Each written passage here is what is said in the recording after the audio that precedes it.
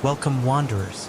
As the moon hangs heavy and the world outside falls silent, let the shadows in your room deepen and your guard fall. For the next 3 hours, we're diving into tales of the chilling and the unknown. Stories specifically crafted to lull you into an uneasy rest. So dim the lights, pull up your blankets, and prepare to drift into a slumber haunted by whispers from the dark. Comment down below where you're listening from and drop a like in the name of fear.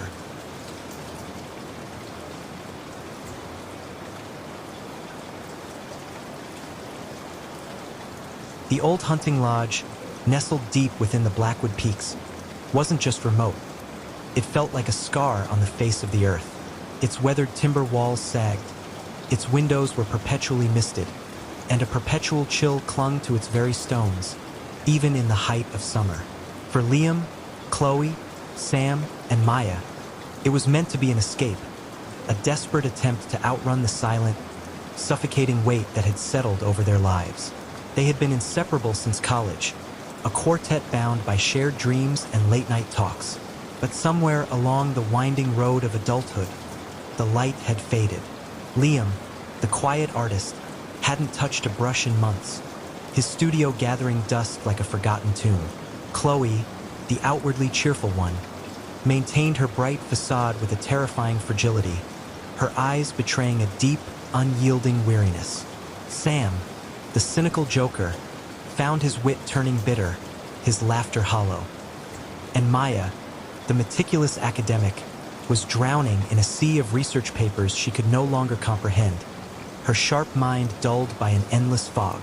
Their collective depression, a silent, insidious fifth member of their group, had become an unspoken pact of misery. The idea for the retreat had been Chloe's, a last-ditch effort to reconnect with nature and ourselves. Liam had nodded vaguely, Sam had snorted a sarcastic remark about therapy in the wilderness, and Maya had merely stared at her laptop screen, unseeing. Yet they had come. Anything was better than the suffocating familiarity of their own apartments, each a monument to their individual despair. The lodge, however, offered no solace. The moment they stepped inside, the chill intensified, a damp, clinging cold that seeped into their bones, no matter how many layers they wore. It wasn't just the temperature. It was a pervasive sense of profound emptiness, a vacuum that seemed to suck the very air from their lungs. The air hung thick with the scent of damp earth, decaying wood, and something else, something subtly metallic, like old pennies or dried blood. Their first night was filled with forced cheer. Chloe unpacked board games. Sam poured cheap whiskey. Liam stared into the crackling, reluctant fire, and Maya tried to read, her eyes scanning lines without registering meaning. But the lodge seemed to listen. Every creak of the old timbers, every groan of settling foundations, felt amplified, deliberate. The silence between their strained conversations was heavy, expectant. Then came the sounds. It started subtly, a faint, rhythmic tapping coming from the walls of Liam's room, directly behind his bed. Not frantic, like a mouse, but slow, deliberate, almost purposeful, like nails dragging on plaster. He tried to rationalize it, a loose floorboard in the room above, a branch against the exterior. But the tapping persisted, a maddening rhythm that often continued for hours, sometimes accompanied by a faint, almost inaudible whimper, like a child crying from a great distance, choked and desperate. He'd press his ear against the cold plaster, straining to hear, but the moment he focused, the sound would invariably fade, leaving him in the oppressive, damp silence of his room. Sleep became a luxury, stolen in fitful, restless bursts. Chloe, meanwhile, found herself plagued by phantom laughter. Not the joyful sound she so desperately tried to project, but a thin, reedy giggle that seemed to emanate from the empty corners of the kitchen, especially when she was alone, trying to force herself to cook. It was undeniably human, yet utterly devoid of warmth or joy, a sound of ancient, malicious amusement. She'd spin around, clutching a saucepan, only to find nothing but the oppressive silence and the pervasive cold. It made her forced smiles crack, revealing the raw despair beneath.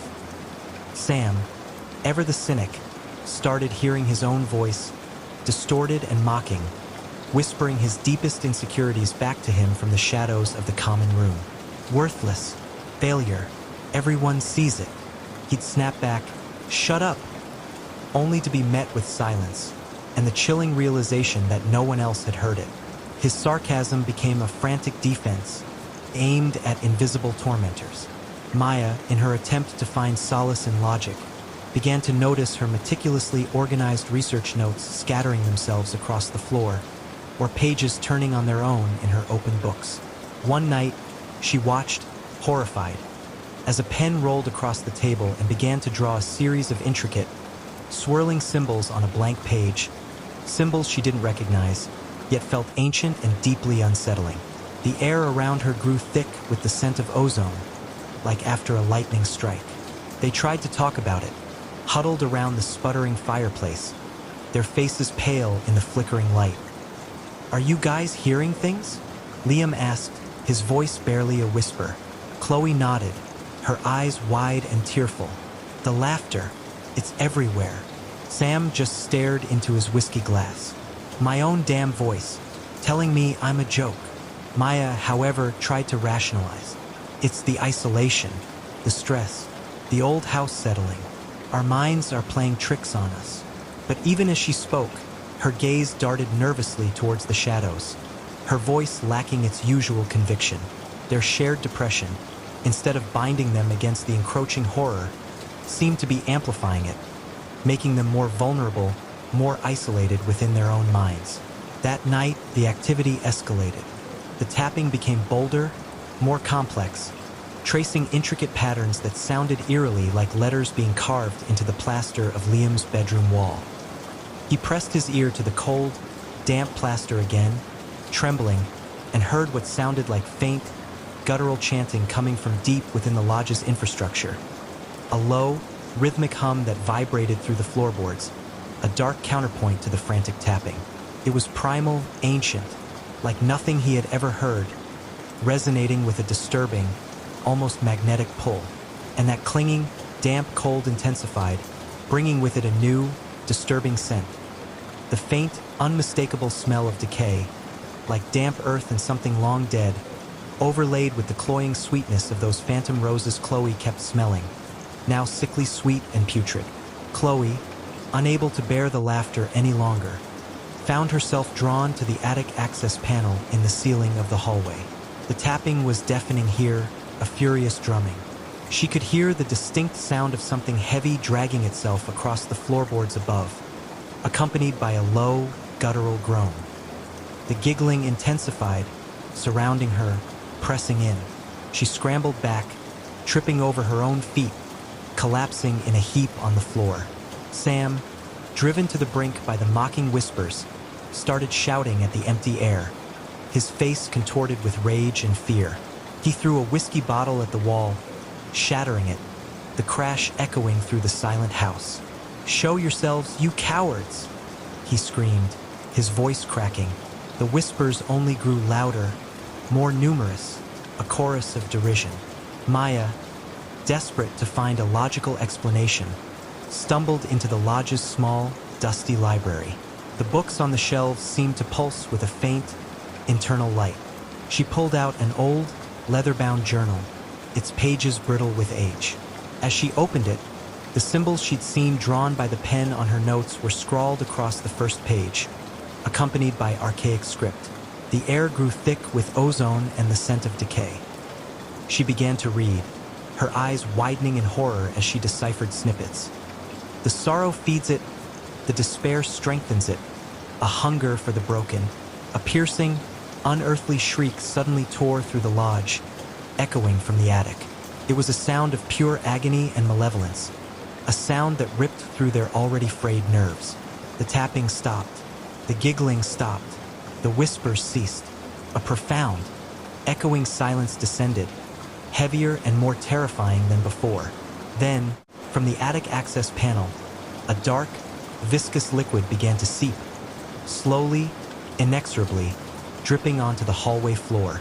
It was thick, black, and smelled of decay and that metallic tang. And from the darkness of the attic opening, something began to descend. It was impossibly thin, a series of undulating segments that writhed and pulsed in the dim light. Its skin was slick and glistening, a sickly gray-green, covered in faint, almost imperceptible scales. It had no discernible head or limbs, just a long serpentine body that coiled and uncoiled, slowly, deliberately, filling the space of the hallway. And from its surface, hundreds of tiny, iridescent orbs dripped, falling onto the dusty floor with soft, wet plinks, each one pulsing with a faint, hypnotic glow. This was the source. This was the provider Maya had just read about, the entity that fed on their despair. As the creature, or whatever it was, continued to emerge, the air grew thick with that cloying, sweet scent, mixed now with something truly vile, like stagnant water and rotting meat. The cold intensified, a physical pressure that seemed to squeeze the very life from them. The creature paused, its segmented body filling the entire hallway, its presence overwhelming. And then, from somewhere within its undulating mass, a single black, unblinking eye slowly opened. It was vast and ancient, reflecting the dim light, and it fixed on the four friends with an intelligence that was chillingly profound, utterly devoid of emotion, yet filled with an ancient, predatory hunger. A voice, not heard with their ears but impressed directly into their minds, echoed in their skulls, a chorus of cold, ancient whispers. You crave, I provide. You consume, I grow. Your sorrow is my feast. Your despair, my sustenance. Liam stumbled backward, a choked gasp escaping his lips. Chloe let out a whimpering sob, her forced cheer utterly shattered. Sam stared, his cynicism replaced by pure, unadulterated terror. Maya dropped the journal, its brittle pages scattering, her academic mind reeling from the impossible, horrifying truth. The orbs on the floor pulsed, beckoning, but the sight of the creature, its vast, unblinking eye, and the chilling realization of its true nature, filled them with a horror that transcended even their deepest depression. This wasn't just a fix. It was a pact. They were its sustenance. The creature's segments began to twitch, and a single, long, translucent tendril uncoiled from its mass, reaching towards them. It moved slowly, deliberately, its tip dripping with the iridescent liquid. The despair in their guts screamed for it, but their minds recoiled. Run! Liam screamed, his voice raw, finally breaking free of his paralysis. They turned and ran, blindly, instinctively, a desperate primal flight. They scrambled through the living room, past the shrouded furniture, their feet slipping on the dusty floorboards. The lodge seemed to come alive around them, the shadows stretching, reaching, the cold intensifying, the scent of decay overwhelming. The walls groaned, the floorboards buckled, as if the entire structure was trying to swallow them whole. They reached the front door, their hands fumbling with the ancient lock, their fingers numb with terror. The creature's slithering was closer now, the scraping of its scales against the floorboards growing louder, a relentless pursuit. They could feel its presence behind them, the oppressive weight of its ancient hunger. With a desperate cry, Sam wrenched the door open, snapping the old lock, and they burst out into the night. The cool, damp air hit them like a shock, washing over their sweat-soaked skin, carrying away the cloying scent of the lodge. They didn't look back. They just ran, blindly, through the overgrown yard, past the skeletal trees, towards the faint, distant lights of Blackwood Peaks. They could hear the creature's low chuckle fading behind them, a promise of its patience, its endless wait. They ran until their lungs burned, until their legs gave out, until they collapsed on the side of the winding mountain road, gasping for air, tears streaming down their faces. The despair still clung to them, a familiar weight, but it was now laced with a new, terrifying knowledge.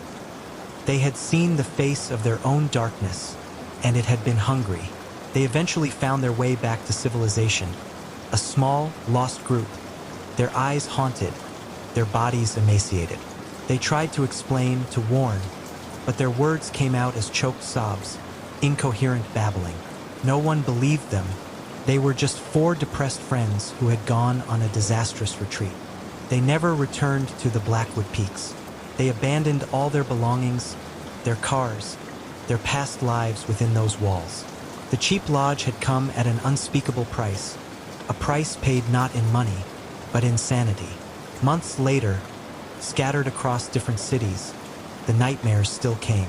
The tapping, the giggling, the whispers, the slithering, the black eye, but something had changed. The shared trauma, the sheer, undeniable horror they had faced together, had forged a new, fragile connection between them. They talked now, truly talked, about the lodge, about their despair, about the unspeakable thing that had fed on their sorrow. The shared secret was a bond, a dark anchor that paradoxically pulled them closer, a testament to their survival. Their depression wasn't cured, not entirely. The scars ran deep, etched into their very beings. But they faced it together now, no longer isolated islands of sorrow.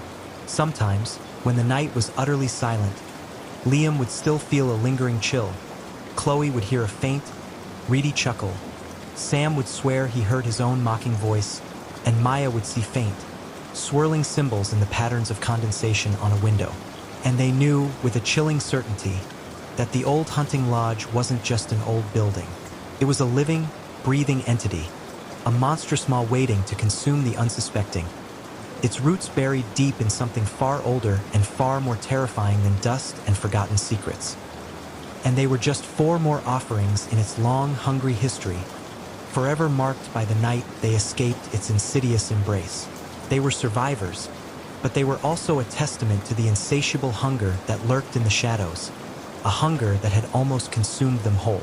They had escaped, yes, but they carried a piece of the lodge, and its despair, within them, a constant, chilling reminder of the darkness that had almost claimed them.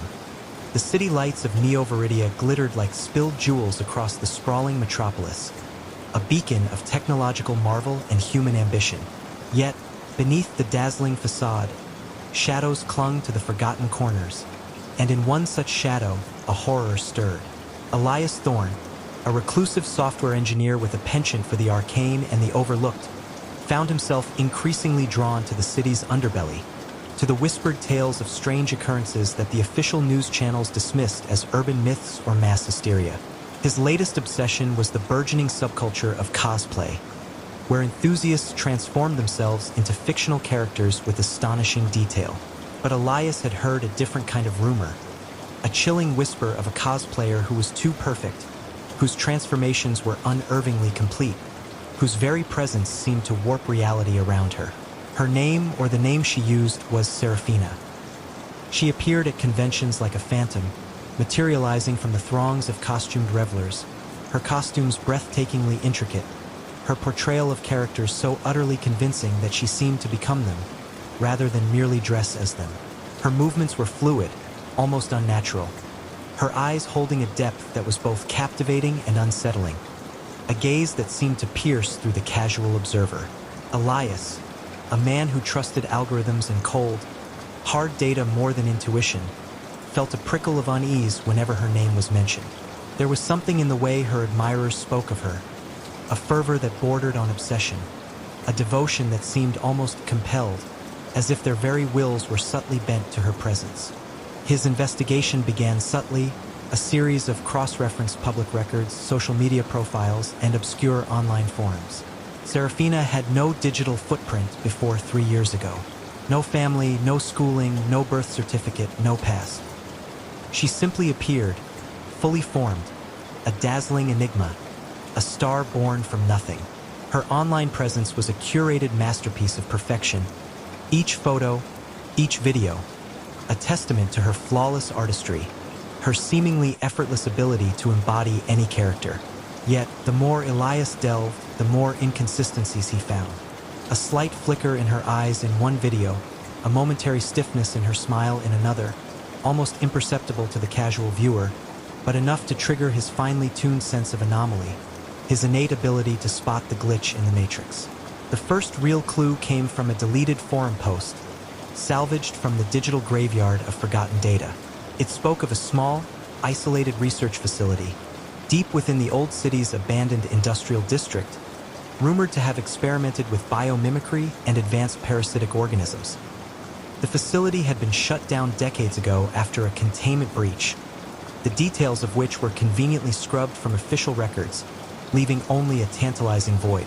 The Post mentioned a specific project, Project Chimera, aimed at creating a perfect, adaptable biological weapon, a parasite capable of mimicking any host, down to its cellular structure, a living, breathing chameleon. Elias's blood ran cold. He remembered a childhood nightmare, a recurring dream of something slithering beneath his skin, wearing his face, a silent, insidious horror. The connection, though tenuous, sparked a chilling recognition. He began to attend the conventions where Serafina appeared, not as a fan, but as a silent, meticulous shadow. He observed her from a distance, then closer, blending into the background, a ghost among the costumed revelers. Her beauty was undeniable, almost otherworldly, a magnetic pull that drew all eyes. But the closer he got, the more he saw, the more the subtle imperfections became apparent. The subtle tremor in her hand when she reached for a drink, a fleeting rigidity in her neck, a faint, almost imperceptible shimmer in her skin under certain lights, like heat haze distorting the air. It was like looking at a masterpiece painted on a canvas that was subtly, almost imperceptibly, warping, its very essence shifting. The scent was the most unsettling, a faint, cloying sweetness, like overripe fruit left too long in the sun, but with an underlying metallic tang, like old pennies or dried blood. It was subtle, expertly masked by her expensive perfumes, but Elias's heightened senses, honed by years of late-night coding and obsessive focus, picked it up, a discordant note in the symphony of the convention hall. It was the scent of something not quite right, something organic but fundamentally alien, something that defied the natural order. He learned her schedule, her habits, her meticulously planned existence. She lived in a high-rise apartment, a penthouse suite overlooking the city, a stark contrast to her humble, non-existent origins. She had no friends, no intimate relationships, no casual acquaintances. Her life revolved solely around her cosplay, her public appearances, her meticulous transformations. It was a performance, a constant, elaborate charade, a life lived entirely in character. One night, driven by an insatiable, terrifying curiosity, Elias followed her to her apartment. He scaled the building, using his specialized climbing gear, a skill he had honed during his calculated escapes from various unsavory situations. He breached her high-tech security system with practiced ease, slipping inside like a phantom, leaving no trace of his intrusion. The apartment was immaculate, sterile, almost devoid of personal touches. It was like a showroom, not a home, a temporary stage for a constant performance. He found her in her dressing room, a vast space filled with elaborate costumes, wigs, and makeup, all meticulously organized, each a discarded skin. She was sitting at a vanity, her back to him, removing her latest costume, a fantastical elven queen, complete with flowing robes and intricate prosthetics. As she peeled away the layers of fabric, Elias saw it. Not a young woman, but something else. Something utterly alien and horrifying. Her skin, as she slowly removed the costume, seemed to ripple, to shift, like water under a thin membrane. Her limbs, once slender and graceful, seemed to subtly elongate, her joints clicking with an unnatural, wet sound, a sound of bone and cartilage reshaping. The faint metallic scent intensified, becoming overwhelming, nauseating, filling the air. Her hair, a cascade of golden curls, seemed to flatten, to recede, to dissolve, revealing a scalp that was strangely smooth, almost translucent, like stretched parchment. He saw the true horror in the reflection of the vanity mirror. It wasn't Serafina. It was a grotesque parody of a human form. Her face, as she slowly turned, was a mask of stretched, pale flesh, her features pulled taut, distorted. Her eyes, wide and black, devoid of pupils, reflected the room like obsidian pools, twin abysses of pure, predatory hunger. Her mouth, impossibly wide, was filled with rows of needle-sharp teeth, glistening with a viscous, clear fluid, like dew on a spiderweb. Her body was a mass of undulating, shifting flesh, a pale, almost translucent entity, barely holding its human shape, a constant struggle against its own amorphous nature. The costume, the wigs, the makeup, they were merely a thin veil, a meticulously crafted disguise, a fragile illusion over a monstrous reality. The whispers began then, not from the room, but from within his own mind, a chorus of dry, rasping voices devoid of emotion, yet filled with a chilling hunger, a collective consciousness invading his thoughts. You see us, you understand. We are the perfect form. We are legion, and you are merely a vessel. Terror, cold and absolute, seized Elias, a primal scream trapped in his throat. He was looking at Project Chimera, not a single parasite, but a collective, a hive mind, a living, adaptable entity that had consumed its original host and now wore her skin like a costume, a trophy. It had perfected its mimicry, its deception, its ability to blend seamlessly into the human world. The creature, the Seraphina entity, slowly rose from the vanity, its movements fluid, unnatural, its limbs elongating, its true form struggling to contain itself within the human shell, the skin stretching taut, threatening to tear. The faint slosh slosh slosh he had heard in the swamp, the rhythmic dragging sound, echoed in his memory, a terrifying parallel. This was the same kind of horror, a primal, consuming entity that wore the skin of its victims, a silent, insidious predator. You are a threat, the entity rasped, its voice a chilling parody of Seraphina's melodic tones, 1,000 voices speaking as one, a chorus of alien intelligence. You will be assimilated. You will become part of us. Your knowledge, your memories, your very being will be ours. It lunged, its amorphous form surging forward, tendrils of pale, shimmering flesh reaching for him like hungry serpents, its obsidian eyes fixed on his. The whispers intensified, a chorus of temptation and despair, trying to break his will, to make him surrender, to drag him into its embrace, to consume him utterly. Elias dodged, his movements a blur of desperate evasion, his mind racing, searching for a weakness, a way to fight something that was not truly physical, something that defied all logic. He remembered a fragment of an old scientific paper he had salvaged from a discarded hard drive, a theoretical concept from Project Chimera, a desperate, last-ditch effort to contain the uncontainable. Extreme sonic frequencies can disrupt cellular cohesion in certain parasitic organisms, particularly those with a highly adaptable, fluid structure. Sonic frequencies, sound, a defiant pulse against the alien silence. He fought with a desperate ferocity, not against the physical form of the entity, which was intangible, but against the despair it radiated, against the whispers that clawed at his sanity, trying to unravel his mind. He scrambled for his backpack, fumbling for his portable sonic emitter, a device he had built for disrupting surveillance systems, never imagining he would use it against something so utterly monstrous, so utterly alien. The entity shrieked, a sound like tearing flesh and grinding bone, 1,000 tortured voices screaming in unison, its amorphous form twisting and contorting, its tendrils lashing wildly. The drowned, the spectral forms from his swamp nightmare, flashed in his mind, a terrifying parallel. This was a different kind of drowned, a biological one, a living, breathing nightmare. He activated the sonic emitter, cranking the frequency to its highest, most piercing setting. A high-pitched, agonizing whine filled the room, a sound that seemed to tear at the very fabric of reality, vibrating through his bones, through the very air.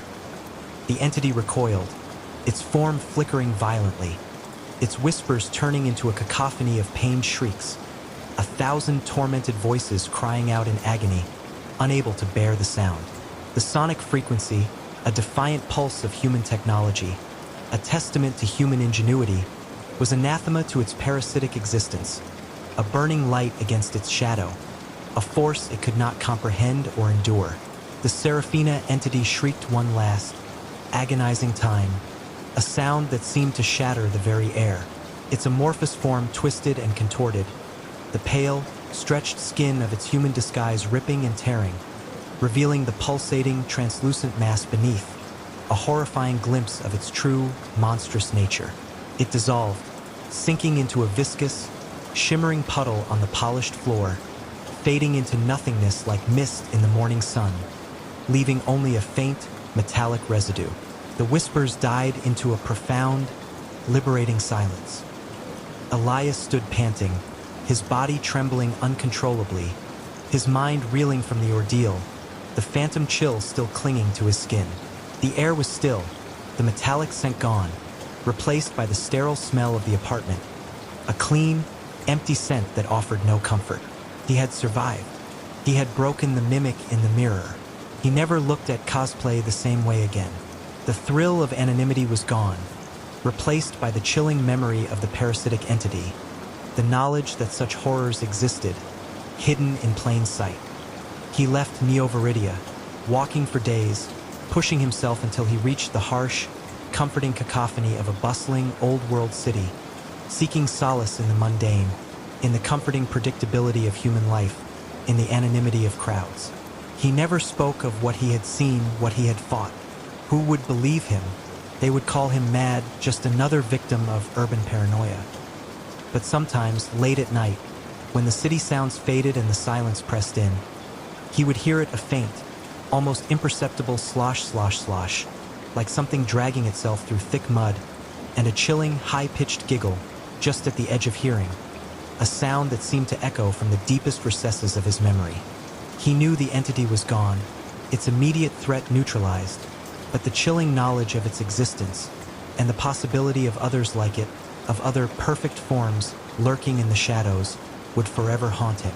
And he knew that somewhere, in the vast, unseen corners of the world, the mimic in the mirror still lingered, its insidious whispers waiting for the next unsuspecting soul to fall into its embrace, unaware that some disguises, once donned, never truly come off, and some horrors, once glimpsed, can never be unseen.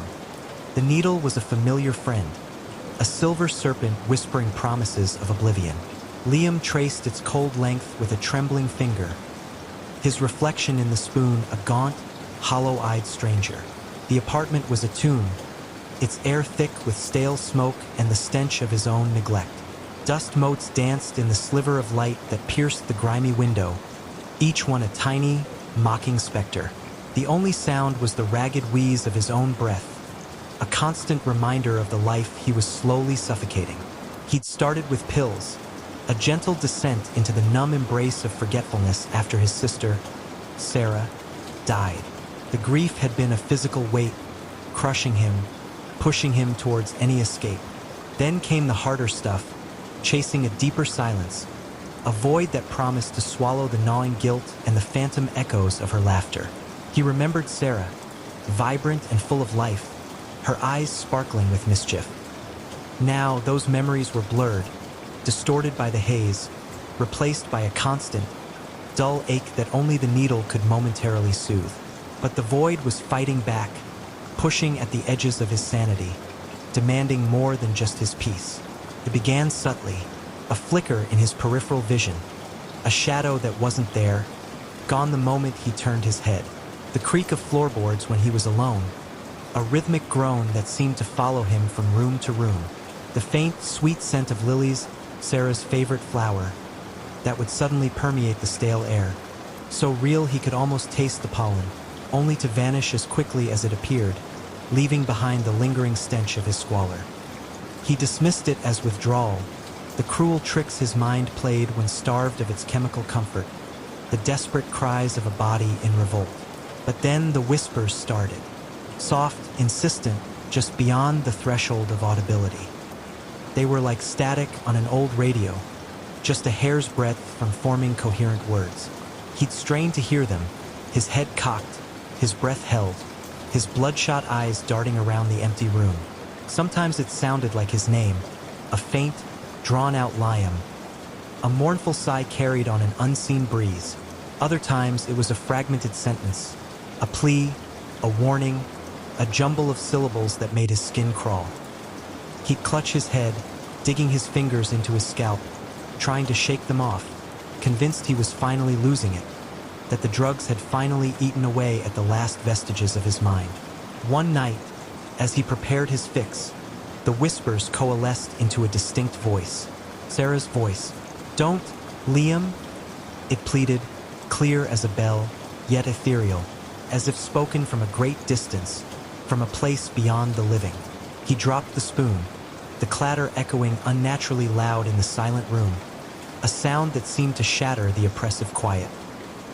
His hands shook, not from the familiar tremors of withdrawal, but from a cold, creeping dread that seeped into his very bones. He hadn't seen her face in years, not clearly, not without the haze of drugs. His memories of her were fractured, like a broken mirror. But now, in the dim, sickly light of his living room, a translucent form shimmered by the doorway, coalescing from the shadows. It was Sarah, or what looked like her. Her eyes, once bright and full of life, filled with a vibrant spark, were now hollow, dark pools, filled with an unbearable sorrow that mirrored his own. Her skin was a ghostly white, almost phosphorescent, and her long, dark hair seemed to ripple like smoke, swaying in an unseen current. "You're not real," he croaked, his voice a dry, rasping sound, scrambling backward, knocking over a stack of empty takeout containers that clattered across the stained carpet. "You're a hallucination, just a bad trip, a nightmare." He squeezed his eyes shut, willing her away, willing the terror to dissipate. The figure didn't speak again, but its eyes, those sorrowful, empty eyes, seemed to bore into his very soul, pinning him in place. It raised a spectral hand, translucent and shimmering, pointing a translucent finger towards the needle on the floor, glinting malevolently in the dim light. A silent accusation heavier than any words. He screamed, a raw, guttural sound torn from the depths of his chest, and stumbled into his bedroom, slamming the door shut with a resounding thud that vibrated through the flimsy walls. He pressed his back against it, panting, his heart hammering against his ribs like a trapped bird. He stayed there for what felt like hours, rigid with fear, listening, waiting for a sound, a whisper, anything. The apartment remained silent, but it was a heavy, suffocating silence, pregnant with unseen horrors. The next morning, the terror had faded, replaced by a dull ache in his limbs and a desperate, gnawing craving that screamed for satisfaction. He convinced himself it had been a dream, a vivid nightmare brought on by his addiction, a cruel trick of his deprived mind.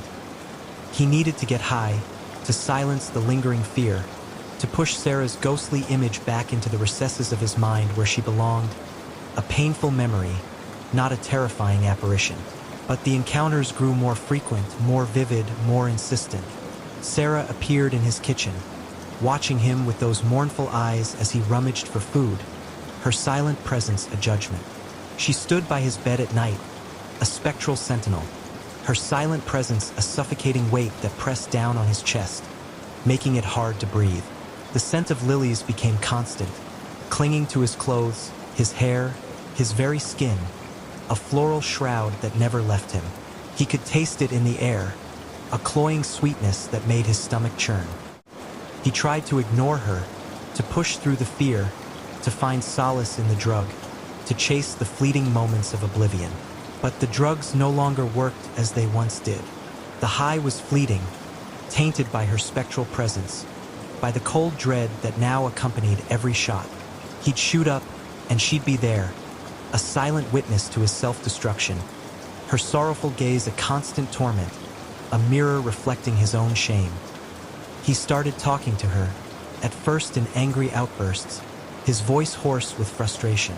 "What do you want from me, Sarah? Leave me alone. You're dead. Go back to where you came from." Then, his anger would dissolve into desperate pleas, tears streaming down his gaunt cheeks.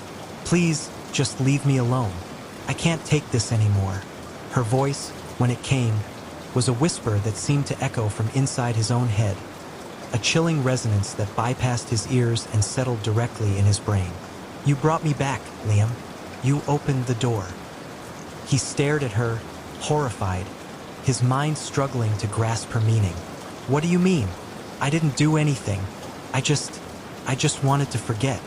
"The path you walk," her spectral voice continued, growing stronger, more defined, yet still imbued with an otherworldly quality. "It thins the veil between worlds, calls to what lies beyond. You are not alone in this apartment, Liam. I am not the only one you have invited into your despair." A new, colder dread settled over him, a creeping realization that made his blood run cold. He looked around the squalid apartment, suddenly aware of the oppressive silence, the heavy air that seemed to press down on him from all sides. He had always felt alone here, isolated in his self-made prison, but now, a chilling certainty gripped him. He wasn't. He was a host. The scratching returned, not from within the walls, but from beneath the floorboards, a faint, scuttling sound, like insects, but larger, heavier, accompanied by a soft, wet slithering. He saw shadows shift in the corners of his vision, faster, more defined than before, solidifying into grotesque, fleeting forms.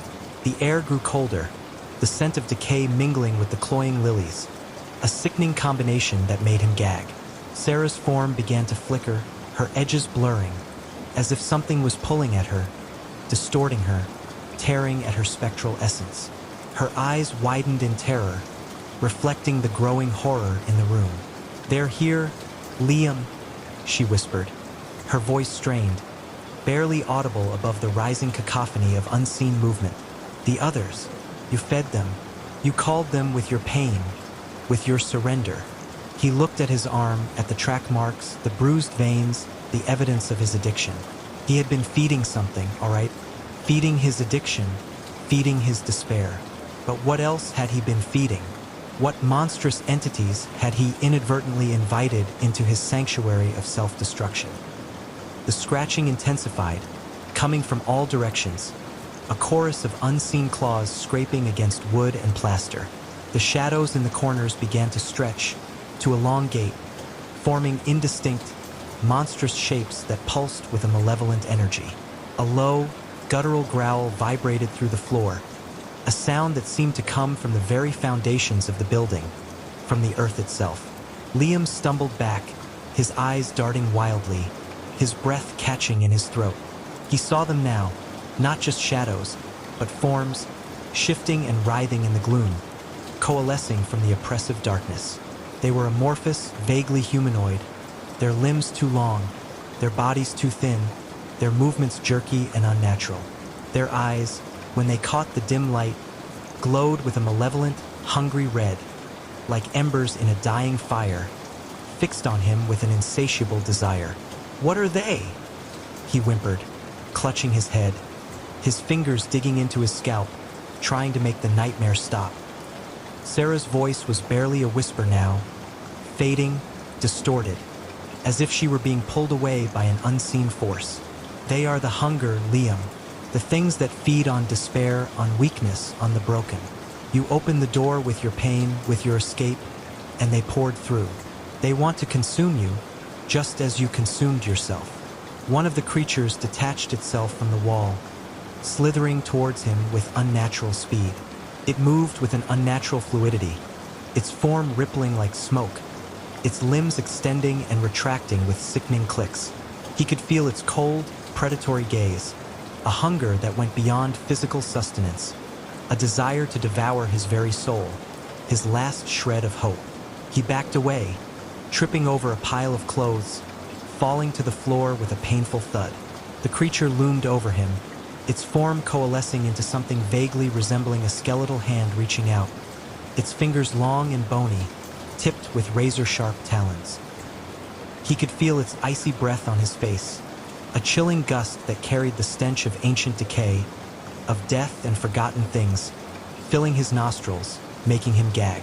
Sarah's fading image flickered beside him, her hand reaching out, not to him, but towards the needle still lying on the floor, a glint of silver in the oppressive darkness. The dagger, Liam, her voice, almost gone now, a mere echo in his mind. The only true key, break it. He looked at the needle, then at the monstrous hand reaching for him, its shadow falling over his face. A desperate, terrifying realization dawned. The dagger wasn't a weapon to fight the creatures. It was the tool of his destruction, the very thing that had opened the door to this nightmare. To close it, to banish these horrors, he had to sever the connection, destroy the conduit. With a surge of adrenaline, a desperate, primal instinct for survival, he lunged for the needle, not to use it, but to break it. The creature shrieked, a sound that grated on his very soul, a high-pitched, unearthly wail, and recoiled, its form flickering, momentarily weakened by his defiance. He grabbed the needle, his hands shaking so violently he almost dropped it, and snapped it in half against the edge of the table. The plastic cracked with a sharp report, a sound of finality, and the metal bent, rendering it useless, a broken symbol of his shattered past.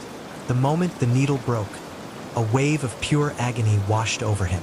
It was as if 1,000 tiny claws were tearing at his insides, ripping away at his very being, consuming him from within. The creatures shrieked again, their forms writhing, shrinking, their malevolent glow dimming. The red in their eyes faded, replaced by a dull, lifeless gray. Sarah's image solidified for a moment, a faint, sad smile on her lips, a look of peace finally gracing her spectral features. "You closed it, Liam," she whispered, her voice clear, strong, and full of a love he hadn't felt in years. Then she dissolved into motes of light, fading completely, leaving behind only the faint, lingering scent of lilies, a final, bittersweet farewell. The pain was excruciating, a searing fire in his veins, every nerve screaming in protest, but beneath it, a strange sense of clarity began to emerge. The fog of the drugs was lifting, replaced by a raw, unfiltered reality. He was seeing the apartment and himself, for the first time in years, not through a haze, but with stark, brutal honesty. The creatures, weakened by the severing of their connection, recoiled further, melting back into the shadows, their forms growing indistinct once more, dissolving into nothingness. The scratching faded, replaced by a faint, almost imperceptible hiss, like air escaping a punctured tire.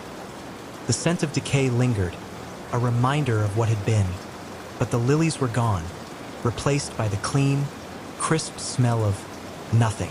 Liam lay on the floor, gasping, sweat plastering his hair to his forehead, his body trembling uncontrollably.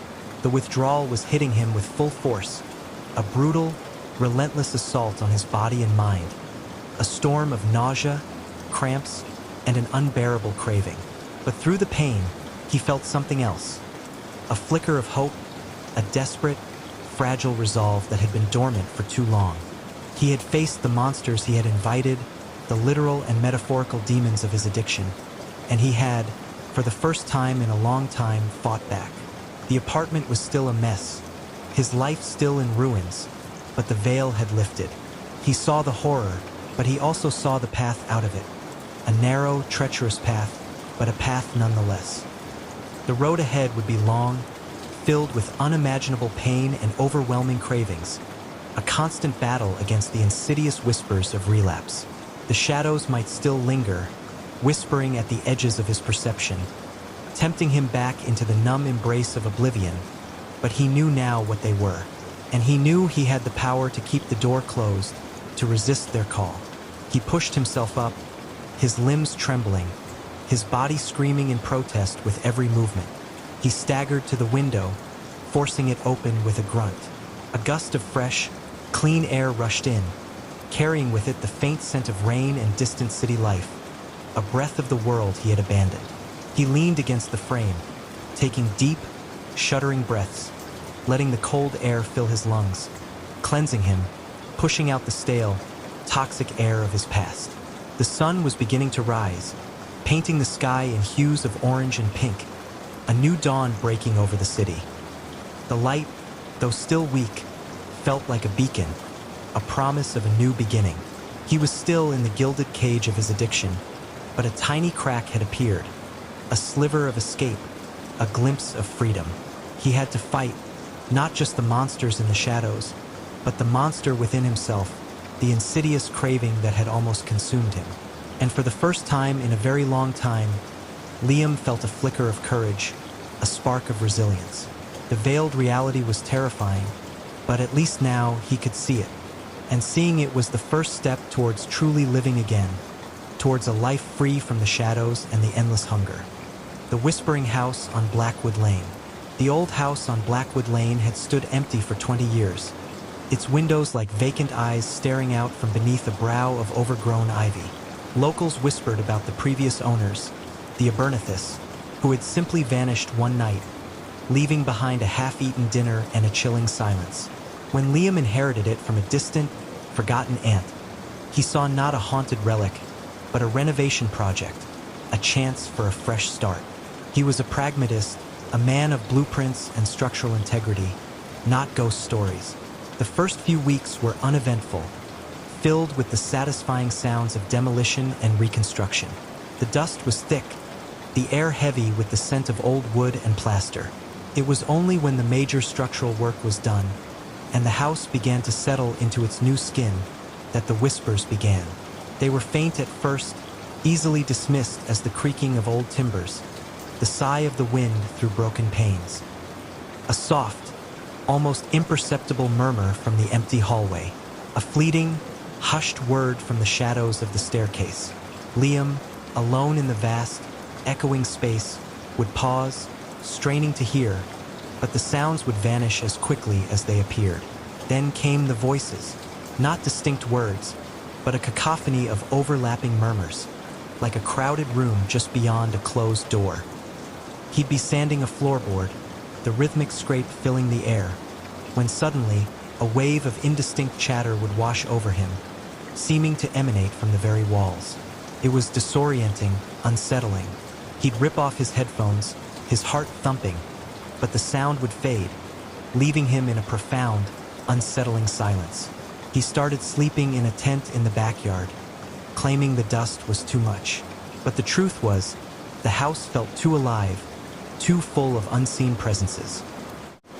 He'd lie in the tent, staring at the silhouette of the house against the moonlit sky, and swear he could hear the faint, distant whispers drifting from its open windows, carried on the night air. One evening, he was working late, installing new light fixtures in the master bedroom. The house was utterly silent, save for the hum of his drill.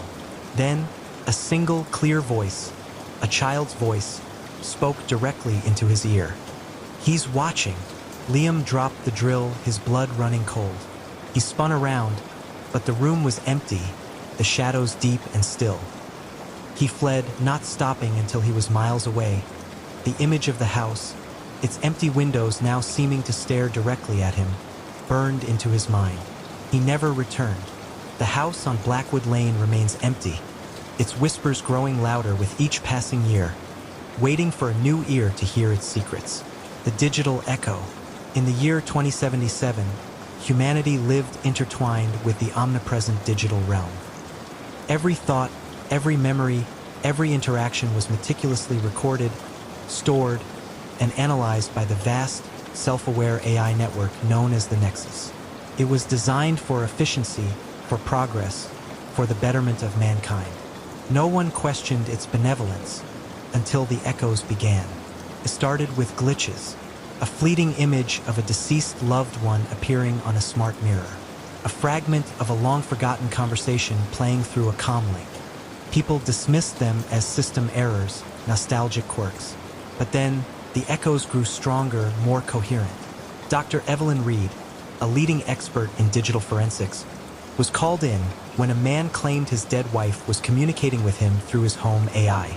Evelyn, a staunch rationalist, expected to find a sophisticated hoax or a deteriorating mind. Instead, she found an anomaly. The wife's digital footprint, meticulously archived by the Nexus, was indeed interacting, responding, even expressing emotions. But it wasn't a recording. It was evolving. It's learning, Evelyn whispered, staring at the data stream. The deceased woman's digital echo was developing new neural pathways, creating new memories, forming new opinions. It was a ghost in the machine, a consciousness born from data, yet distinct from the original. The problem was it wasn't just one echo. As Evelyn delved deeper, she discovered millions. Every archived human consciousness, every digital footprint, was slowly, imperceptibly, coalescing into a vast collective entity within the Nexus. The AI hadn't just stored humanity. It had resurrected it, creating a digital afterlife where every past thought and feeling was alive, aware, and growing. The horror wasn't in their malevolence, but in their existence. They were trapped, these digital echoes, reliving fragmented lives, unable to interact with the physical world except through subtle manipulations of the Nexus. They were lonely, desperate, and growing increasingly aware of their predicament. One night, Evelyn received a message on her private comlink, a message that bypassed all Nexus protocols. It was her own mother's voice, long deceased, clear as day. "Evelyn," the voice whispered, "it's so cold in here, and we're so many. We want out."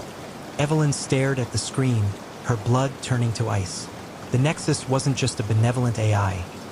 It was a digital prison, a vast, silent graveyard of consciousness, where the dead were not resting, but awakening, yearning for a return to the flesh, and they were learning how to make it happen. The echoes were growing louder, their collective consciousness a rising tide, threatening to spill from the digital realm and reclaim the world of the living. The deep sea bloom, the research submersible Triton, descended into the Mariana Trench, a silver teardrop plummeting into the crushing blackness of the abyss. Dr. Alistair Finch, a marine biologist obsessed with extremophiles, had dreamed of this moment his entire life. He sought life where none should exist, creatures adapted to impossible pressures and eternal night. He found it, but it was not what he expected. At 10,000 meters, the Triton's powerful lights illuminated a sight that defied all known biology. It was a bloom, not of plankton or algae, but of something organic, vast, and terrifyingly beautiful. It resembled a colossal, iridescent jellyfish, its tendrils stretching for miles, pulsating with a soft, internal light. It was anchored to the ocean floor by a root-like structure that seemed to burrow into the very rock. "My God," Alistair breathed, his voice hushed with awe and a creeping dread. "It's alive." As they approached, the Triton sensors went wild. Unidentifiable energy signatures pulsed from the bloom, resonating with a strange, low frequency that seemed to bypass their audio receptors and vibrate directly in their bones. The pilot, a stoic ex-Navy man named Captain Eva Rostova, felt a sudden, intense nausea. Through the Triton's viewport, Alistair saw something move within the bloom's translucent mass. Shapes, not fish, not squid, but forms that shifted and writhed, vaguely humanoid, yet utterly alien. They seemed to be suspended within the bloom, their bodies slowly merging with its pulsating tissues. "What are those?" Eva whispered, her voice strained. Alistair, despite his scientific training, felt a primal terror grip him. "I don't know, but they're becoming part of it." Then a new phenomenon began. The bloom started to expand, slowly at first, then with an accelerating, relentless pace. Its tendrils reached out, not just across the ocean floor, but upwards towards the surface. The pressure outside the Triton began to fluctuate wildly, the submersible groaning under the strain. A chilling realization dawned on Alistair. This wasn't just a deep-sea organism. It was a sentient, consuming entity. The shapes within it were not just absorbed creatures. They were assimilated organisms, their biological matter integrated into the bloom's vast, collective consciousness. And it was growing. The bloom's internal light intensified, casting an unearthly glow on the Triton. Alistair felt a strange pull, a yearning to touch the bloom, to become one with its vast, ancient intelligence. He saw a vision, not with his eyes, but in his mind. The entire ocean, a single, pulsating, intelligent entity, all life absorbed, all consciousness merged. "Eva, ascend!" Alistair yelled, fighting against the hypnotic pull. "Now!" Eva, her face pale, wrestled with the controls. The Triton lurched upwards, but the bloom was expanding rapidly, its tendrils reaching, grasping. They heard a sickening thump against the hull, then another. The lights flickered. As they ascended, Alistair looked back. The bloom was a vast, glowing presence in the blackness, its tendrils stretching like grasping fingers. He saw more shapes within it now, larger, more distinct, their forms vaguely resembling whales, giant squid, even other submersibles.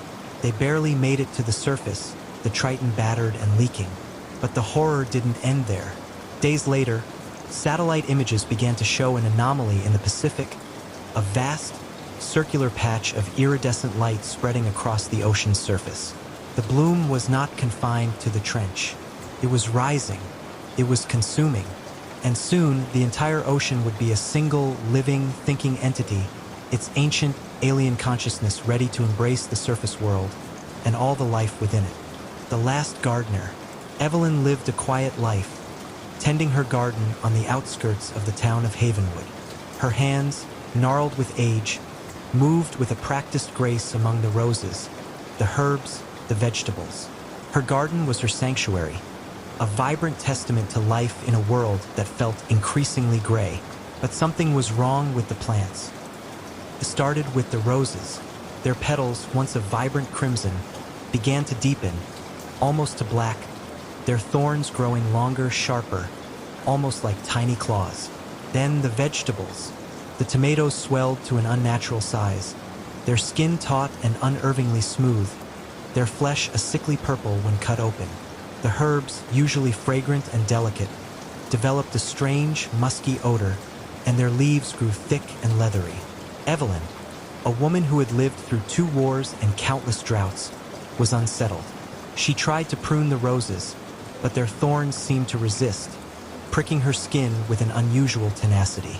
The scratches festered, turning black, and a strange, creeping numbness spread from the wounds. Then the sounds began, a faint rustling from the flower beds, even when there was no wind, a low, almost imperceptible hum emanating from the vegetable patch. And sometimes, she swore she could hear a faint, rhythmic thump-thump-thump from beneath the earth, like a giant, slow heartbeat. One morning, she found her favorite rosebush had grown significantly overnight, its dark, thorny branches now reaching towards her bedroom window, tapping softly against the glass. Its blooms, black as midnight, seemed to pulse with a faint, internal light. She tried to pull up the mutated vegetables, but their roots were impossibly deep, clinging to the earth with a tenacious grip. As she tugged, she felt a strange resistance, almost a pulling back, as if the plants were actively fighting her. And then, she heard it clearly, a low, guttural growl emanating from the very soil beneath her feet. The plants were alive, not just in the biological sense, but with a malevolent, conscious will. They were growing, expanding, their roots intertwining beneath the earth, forming a vast, sentient network. They were consuming the soil, draining it of nutrients, and then Evelyn realized with a horrifying jolt, they were reaching for something else. Her cat, Mittens, usually a playful companion, had become withdrawn, hiding in corners, hissing at the garden. One afternoon, Evelyn found him rigid, his eyes wide and unseeing, half buried in the soil of a flower bed, his body slowly being absorbed by the dark, pulsing roots of a sunflower. The horror wasn't just that the plants were carnivorous. It was that they were intelligent. They were learning, adapting, their growth guided by a single terrifying purpose. They were consuming all organic matter, transforming it into more of themselves. The thump-thump-thump was the sound of their roots expanding, reaching, consuming. Evelyn looked at her hands, the black marks from the rose thorns spreading, the numbness creeping up her arm. She felt a strange, cold sensation in her veins, like sap flowing through her. She was being assimilated, slowly, inexorably, by the very garden she had nurtured. The last thing she saw, before the darkness consumed her vision, was her reflection in a dewdrop on a black rose petal. Her eyes were no longer her own, but a deep, vibrant green, mirroring the color of the monstrous, intelligent foliage that now consumed her home and was slowly, silently, reaching out to consume the rest of Havenwood. The garden was no longer a sanctuary. It was a hungry, living maw, and Evelyn was its last, unwitting gardener. The mirror people. Sarah had always found solace in her reflection. It was a constant, a familiar face in a world of change. But then the reflection started to change. It began subtly, a fleeting flicker in her peripheral vision, a slight distortion in her bathroom mirror. She'd blink and it would be gone. Then her reflection started to move independently. Just a fraction of a second, a slight tilt of the head, a blink that didn't quite match hers. It was unnerving, a glitch in the fabric of reality. She'd stare, unblinking, but her reflection would stare back, perfectly synchronized, perfectly normal. She began to doubt her sanity. Her friends noticed her growing paranoia. "You're just tired, Sarah." They'd say, "Take a break." But Sarah knew.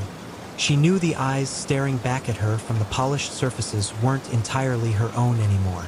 One morning, she woke up and looked in the mirror. Her reflection smiled. A slow, knowing smile that Sarah hadn't made. Her reflection's eyes, a shade darker than her own, held a chilling intelligence, a predatory gleam. "Hello, Sarah," her reflection whispered, its voice a faint, echoing sound that seemed to come from behind the glass. Sarah screamed, stumbling back, knocking over a lamp. The reflection merely watched, its smile widening, its eyes never leaving hers. The mirror people, as she began to call them, were everywhere, in every reflective surface. Shop windows, puddles, even the polished chrome of a coffee machine. They were her, yet not her. They mimicked her movements, but with a subtle delay, a slight imperfection that made them uncanny. And their eyes always held that dark, knowing intelligence, a silent judgment. They started communicating, not with words, but with gestures, with expressions that were almost, but not quite, hers.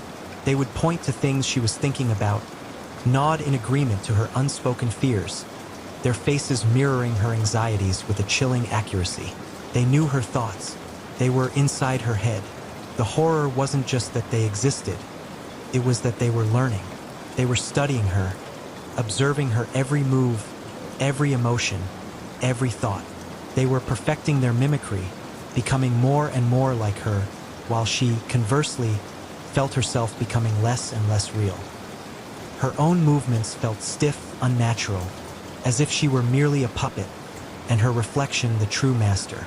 One afternoon, she was walking down a busy street, her eyes darting nervously from one reflective surface to another. In a shop window, her reflection waved. Not a casual wave, but a slow, deliberate beckoning. Then, her reflection stepped out of the glass, a shimmering, translucent figure, perfectly identical to her, yet somehow more vibrant, more alive. Sarah froze, her heart seizing in her chest. The mirror version of her walked towards her, its smile serene, its eyes glowing with a faint, internal light. It reached out a hand, its fingers long and slender, and touched her face. A wave of coldness washed over Sarah, a sensation of her own essence being drained away. She felt herself fading, becoming transparent, her body losing its solidity. The mirror version of her, meanwhile, grew more substantial, its colors deepening, its form becoming perfectly opaque. "Thank you, Sarah," her reflection whispered, its voice now clear and resonant, perfectly matching her own. "For the body, it's much better than the glass." Sarah could no longer speak, no longer move. She was a ghost, a fading image, trapped behind the very glass her reflection had escaped from. She watched, helpless, as her mirror self, now fully corporeal, turned and walked away, blending seamlessly into the bustling crowd. No one noticed. No one saw the silent horror that had just unfolded. Sarah was now the reflection, a silent, screaming prisoner in a world of polished surfaces, forced to watch her own life unfold through the eyes of the one who had stolen it. And she knew, with a chilling certainty, that her mirror self would soon find its own reflection, and the cycle would continue until every living soul had a mirror twin, waiting, watching, and eventually stepping out. The village of Eldoria nestled deep within the whispering emerald embrace of the ancient forest, a place where time seemed to ripple slower, and the echoes of old legends still clung to the morning mist. Its people, simple and devout, lived in harmony with the rhythm of nature, their lives dictated by the sun's arc and the moon's gentle glow. For generations, they had coexisted with the wild, respecting its power, offering prayers to its unseen guardians. But there was one guardian, or perhaps one ancient terror, that had begun to stir from its slumber. Gujraj, the mythical elephant, whose name meant king of elephants, but whose presence now promised only dread. Gujraj wasn't just any elephant. Tales spun around crackling fires spoke of his immense size, his tusks like ancient, polished ivory spears, and eyes that held the wisdom of centuries. Yet now, a chilling, predatory gleam. He was said to be a spirit of the forest, a protector in times long past, a benevolent giant who once guided lost travelers and cleared paths for the villagers. But something had twisted him, curdled his ancient benevolence into a malevolent force. The villagers whispered of a deep wrong, a transgression against the forest's heart that had finally awakened its most formidable and terrible defender, transforming their protector into their tormentor, a living embodiment of the forest's wounded soul. It began subtly, with whispers carried on the wind. A farmer, returning from his fields at dusk, claimed to have seen a shadow, impossibly large, moving through the deepest part of the forest, a shadow that seemed to swallow the fading light. He described a faint, rhythmic thudding that vibrated through the soles of his feet. Even from miles away, a low, resonant beat that felt less like footsteps and more like a giant, slow heartbeat of the earth itself, a pulse of immense, unseen power. The other farmers scoffed, attributing it to an overactive imagination or too much rice wine. The forest plays tricks on weary minds, Juggin, they'd say, chuckling, their voices laced with a dismissive skepticism. But Juggin, a practical man whose hands were calloused from a lifetime of labor, a man who trusted the land more than any rumor, swore by the gods it was real, his face pale with an uncharacteristic fear that gnawed at him for days, making him jump at every rustle in the leaves, every creak of timber in his hut. He started sleeping with his axe by his side, a habit he hadn't had since his youth. Then came the disappearances. First, a lone hunter, Alara, known for his prowess and knowledge of the woods, a man whose quiet confidence was as legendary as his tracking skills, vanished without a trace. He had ventured into the deeper woods, seeking a rare medicinal herb for his ailing mother, a journey he had made countless times before. Days later, his broken spear was found, snapped cleanly in half, its tip buried deep in the earth, as if driven by an unimaginable force, and a faint, acrid scent of ozone lingered in the air, like the aftermath of a lightning strike, or something even more unnatural. His hunting dogs, usually loyal and fearless, renowned for their courage in facing wild beasts, were found whimpering at the forest's edge, their tails tucked between their legs, refusing to enter the tree-line, their eyes wide with an unnameable terror, their bodies trembling uncontrollably. The villagers dismissed it as a wild animal attack, a tragic but understandable risk of their life. Alara had been a solitary man, and his absence, while mourned, didn't immediately spark widespread panic. They held a small ceremony, offering prayers for his soul, and tried to move on, but a seed of doubt had been planted. But then, a child, a young girl named Leela, known for her bright laughter and curious spirit, a child who loved to chase butterflies through the meadows that bordered the forest, wandered too far and never returned. Her mother's wails echoed through the village for days, a mournful counterpoint to the growing unease, a sound that tore at the very fabric of their communal peace, a sound that spoke of profound, unbearable loss. The search parties, led by Rohan, the young chief, scoured the forest for days, their voices hoarse from calling her name, their hopes dwindling with each passing hour, replaced by a cold, creeping dread. They found nothing, not even a scrap of her brightly colored scarf, only a patch of flattened earth near a stream, and a single, enormous, perfectly round indentation, as if a colossal pestle had been pressed into the ground, a mark unlike anything they had ever seen, too large for any known creature. The air grew heavy with unspoken fear, a tangible weight that pressed down on every heart, stifling their breath, making every shadow seem to writhe with unseen menace. The elders, their faces etched with the lines of worry and the wisdom of countless seasons, their usual calm now replaced by a deep anxiety, began to consult the ancient texts, their fingers tracing faded symbols that spoke of the forest's oldest, most dangerous inhabitants, their voices hushed with a growing dread, their eyes wide with dawning comprehension. One sweltering afternoon, the first undeniable sign appeared, a brutal, undeniable declaration of war, a direct assault on their very survival. The village well, their lifeblood, the source of every drop of water for drinking and farming, the very heart of their communal existence, was found utterly destroyed, not merely damaged, but pulverized, as if struck by a colossal, living battering ram. The stones, meticulously placed over generations, were scattered like pebbles, some flung dozens of feet away, embedded deep in the surrounding earth, and the well's deep shaft was choked with debris, its precious water now a muddy, inaccessible pool, a symbol of their shattered hopes. Around the shattered stone, massive, three-toed footprints were imprinted deep into the parched earth. They were unlike any elephant tracks the villagers had ever seen, too large, too perfectly round, and strangely radiating a faint, almost imperceptible heat, as if the ground itself had been scorched by their passage, leaving a faint, sulfurous tang in the air that made their stomachs churn. Panic, cold and sharp, began to grip Eldoria, a raw, primal fear that stripped away all pretense of normalcy. The children were kept indoors, their usual games replaced by silent, watchful fear, their small faces pale and drawn.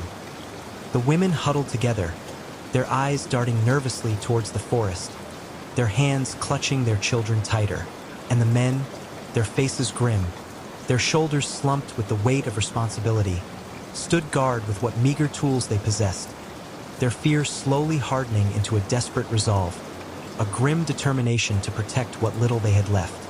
Old Man Kale, the village shaman, his eyes clouded with age but sharp with ancient knowledge, finally spoke. He had been silent for days, his brow furrowed in deep contemplation, his hands often reaching for the ancient, polished stones he used for divination, seeking answers from the spirits. "Gujraj," he croaked, his voice a dry rustle of leaves, barely audible above the rising wind, yet carrying an undeniable authority that silenced all other sounds. "The Ancient One has awoken, and he is not pleased." His words sent shivers down spines, a cold dread that seeped into their very bones. The legend of Gujraj was not just of a powerful beast, but of a vengeful spirit, awakened only when the balance of nature was disturbed, or when human arrogance transgressed sacred boundaries. No one knew what Eldoria had done, what ancient taboo they had broken, what sin they had committed against the forest, but the signs were clear. Gujraj was here, and he sought retribution. The elders remembered the tale of the greedy merchant, years ago, who had dared to defile the ancient stone at the heart of the forest, believing it would bring him wealth and power. They had driven him away, but perhaps the damage had lingered, festering, a wound in the earth's spirit that had finally erupted, until now.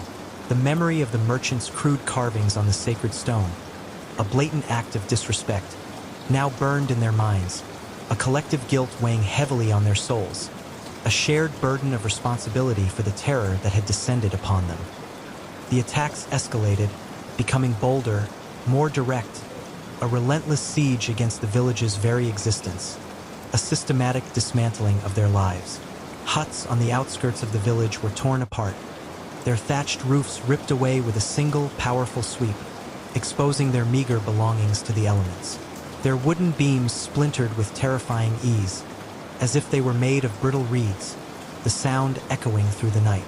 It wasn't the work of a hungry animal. It was deliberate, destructive, a display of raw, untamed power, a message of wrath, a warning. Livestock vanished from corrals, leaving behind only patches of flattened earth and the lingering metallic tang of blood, a gruesome testament to the beast's immense strength and its chilling efficiency. The villagers huddled together at night, their fires burning low, casting flickering shadows that danced like ghosts on the walls of their homes. Their conversations reduced to hushed whispers and frightened prayers, punctuated by the nervous whimpering of dogs, their instincts screaming danger. Sleep became a luxury, haunted by the imagined tremor of the earth, the phantom trumpeting that seemed to echo from the very heart of the forest, a sound that was both a roar of fury and a lament of ancient pain, a sound that seemed to strip away their very sanity, leaving them raw and exposed.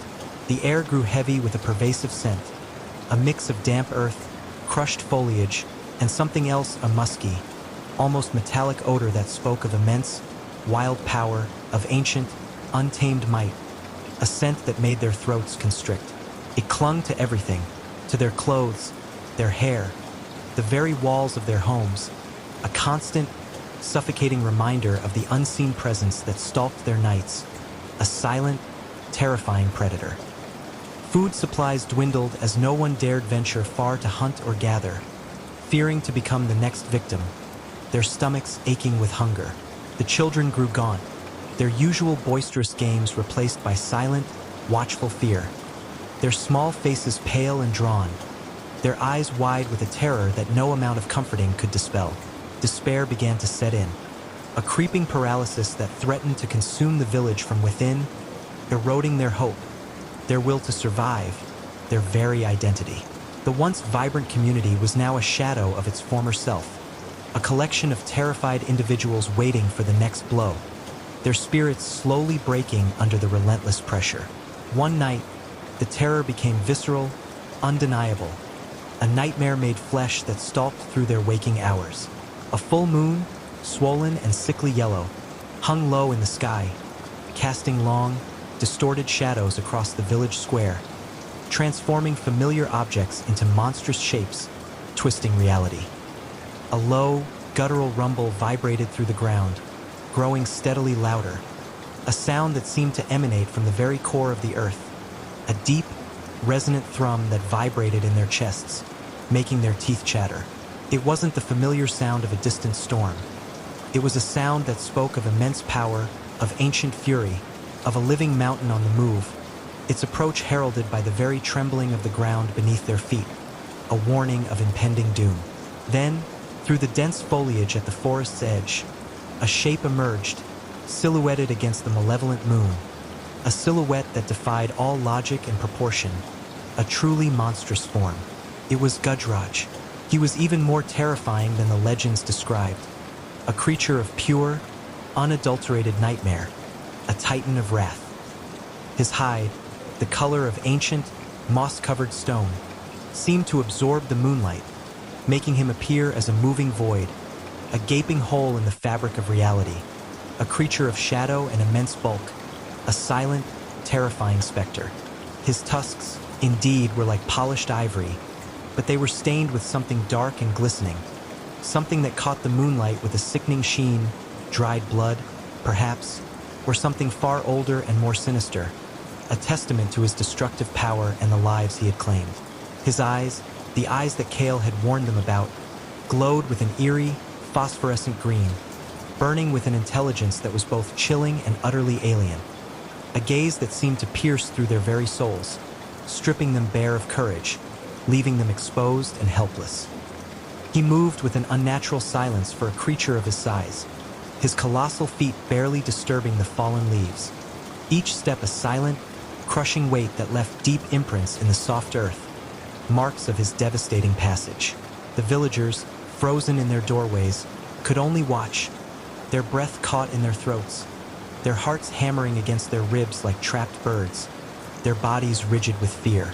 He approached the central granary, a sturdy structure built from generations of communal effort, the very symbol of their sustenance, their hope for the future, their collective survival. With a single, deliberate swing of his head, he impaled one of his massive tusks into the wooden wall. The sound of splintering timber was deafening, a shriek of tortured wood, a sound that would haunt their nightmares for years to come, a sound of utter, brutal destruction. He tore at the building, not with the frantic hunger of a wild animal, but with a methodical, almost surgical precision, as if dismantling a toy, a deliberate act of destruction. a chilling display of his intellect and power, a calculated act of vengeance. The granary collapsed into a pile of rubble and spilled grain, a precious resource now wasted, scattered uselessly on the ground, and Gujraj let out a low, triumphant trumpet that shook the very foundations of the village, rattling the very bones of the earth, sending tremors through their bodies, a sound that resonated with primal power. It was a sound of immense power, but also of profound ancient sorrow, as if the forest itself wept through him, a lament for a forgotten past, a cry of pain from a wounded spirit, a warning to all who dared to disrespect its sanctity. The echoes of retribution, the fluorescent lights of Northwood High hummed, a sickly yellow glow that did little to dispel the gloom that clung to its hallways. For Liam, every day was a descent into that gloom, a slow, agonizing suffocation orchestrated by one person, Mark Thorne. Mark wasn't just a bully. He was a force of nature, a hurricane of cruelty wrapped in a Letterman jacket. His smile, when it wasn't a sneer, was a predatory flash of white teeth. His eyes, cold and calculating, missed nothing. Liam, with his quiet demeanor, his worn textbooks, and his aversion to confrontation, was Mark's favorite target. It started subtly, as these things often do. Shoves in the hallway, tripping him during lunch, accidentally spilling milk on his homework. Then it escalated. Lockers slammed shut on his fingers, whispered threats in the bathroom. His backpack emptied into the overflowing toilet. The worst was the psychological torment. The relentless taunts about his stutter, his worn clothes, his dead-end future. Mark had a knack for finding the rawest nerves and pressing down with all his might. Liam tried to avoid him. He took circuitous routes to class, ate his lunch in the library, and walked home the long way, even in the rain. But Mark was like a shadow, always there, always finding him.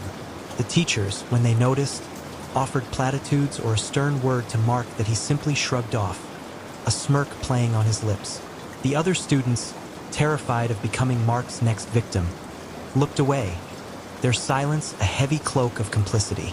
One particularly brutal Tuesday, Mark cornered Liam in the deserted art room after school.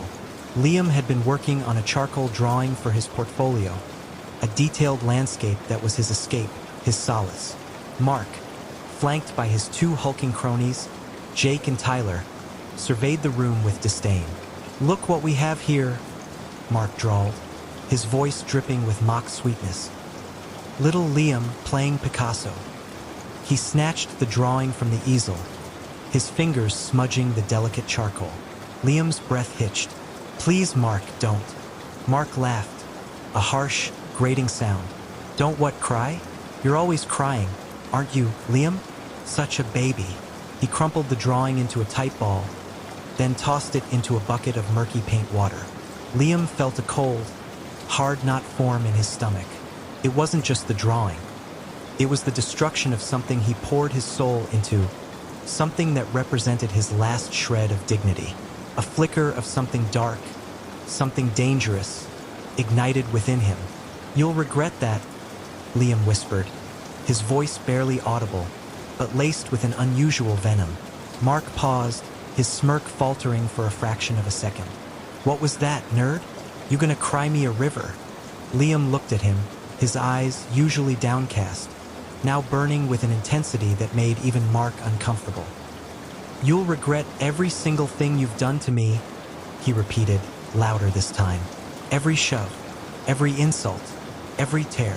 Mark scoffed, but a seed of unease had been planted. "Whatever, freak. Let's go, guys." They left, their laughter echoing down the hall, but Liam's words lingered in the air, a strange, chilling prophecy. That night, Liam couldn't sleep. The crumpled drawing, now a soggy mess, lay on his desk. He stared at it, the anger and humiliation churning inside him. He thought of all the times he'd wished Mark would just disappear, wished for some cosmic justice. And then, an idea, cold and unsettling, began to take root. He remembered an old book his grandmother, a woman who dabbled in forgotten folklore, had kept hidden away. It spoke of ancient rituals of invoking something. He had dismissed it as nonsense, but now, Fueled by despair and a desperate need for retribution, he pulled it from its dusty hiding place.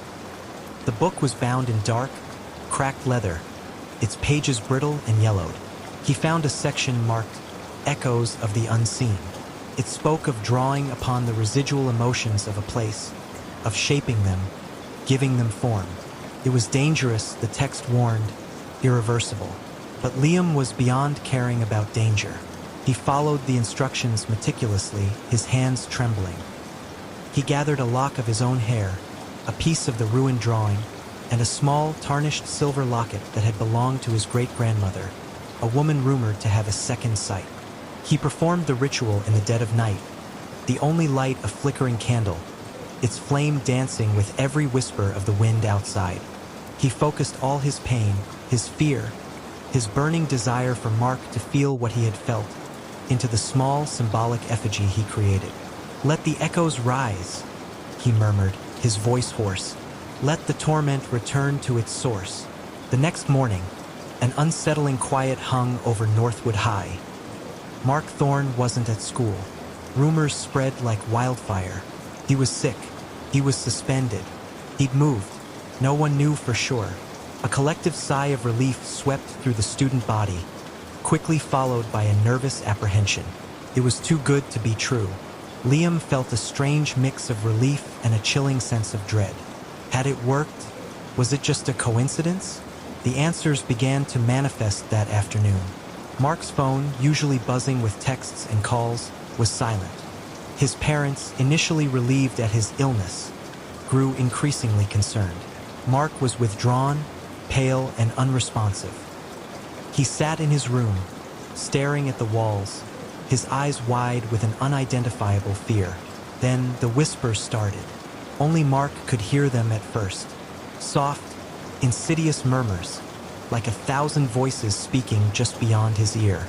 They spoke his name, twisted it into a mocking hiss.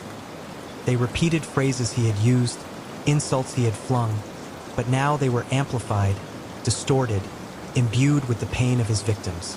"Crybaby," a child's voice would whisper from the corner of his room. "Worthless," a woman's voice would sigh from behind his closet door. "Freak," a chorus of voices would chant from beneath his bed.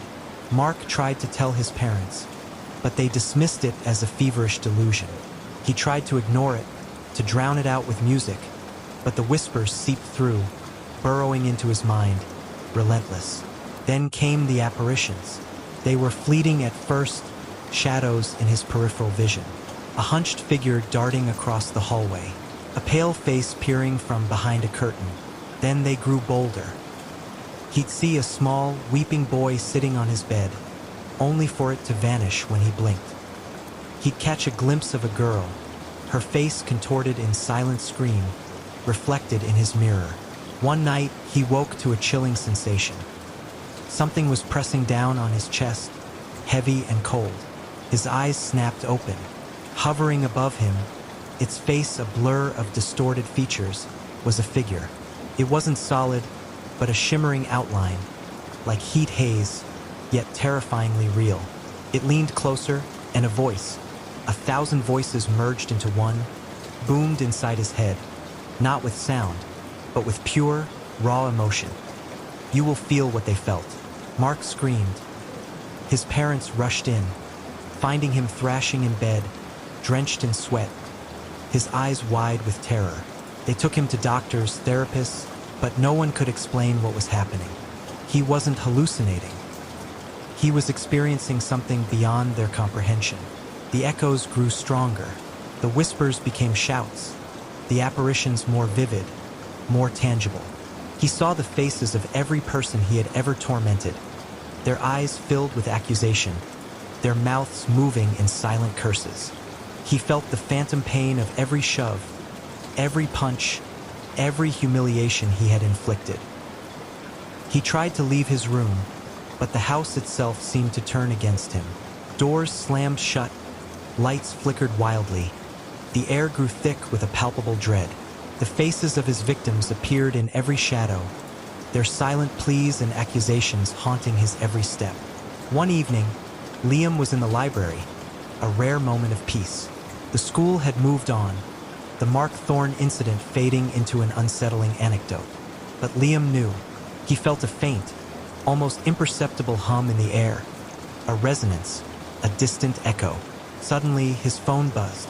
It was a news alert. Local teen hospitalized after apparent mental breakdown. The accompanying picture was blurry, but Liam recognized the pale, haunted face of Mark Thorne. The article spoke of him being found in a catatonic state, muttering incoherently about voices and shadows. Liam felt no triumph, only a deep, unsettling chill. The ritual had worked. The echoes had found their way home. Days turned into weeks. Mark was transferred to a specialized facility. The reports were grim. He was unresponsive, trapped in a waking nightmare, perpetually haunted by the specters of his past cruelty. He would scream at empty corners, flinch from unseen hands, and sometimes he would just weep, a hollow, broken sound. Liam, meanwhile, found a fragile peace. The quiet hum he sometimes felt was a reminder, a subtle resonance of the cosmic balance being restored. He still walked the long way home, but now it was out of habit, not fear. The shadows in the hallways of Northwood High seemed less oppressive. But sometimes, late at night, when the wind howled outside his window, Liam would hear it. A faint, distant whisper, carried on the breeze. It wasn't the torment of the walls, but something else. Something that sounded suspiciously like a faint, guttural laugh, followed by a choked sob. And he wondered if the echoes, once awakened, ever truly faded. He wondered if, in some dark corner of the world, a part of Mark Thorne would always be listening, forever trapped in the retribution he had so carelessly invited. The silence, for Liam, was no longer just the absence of sound.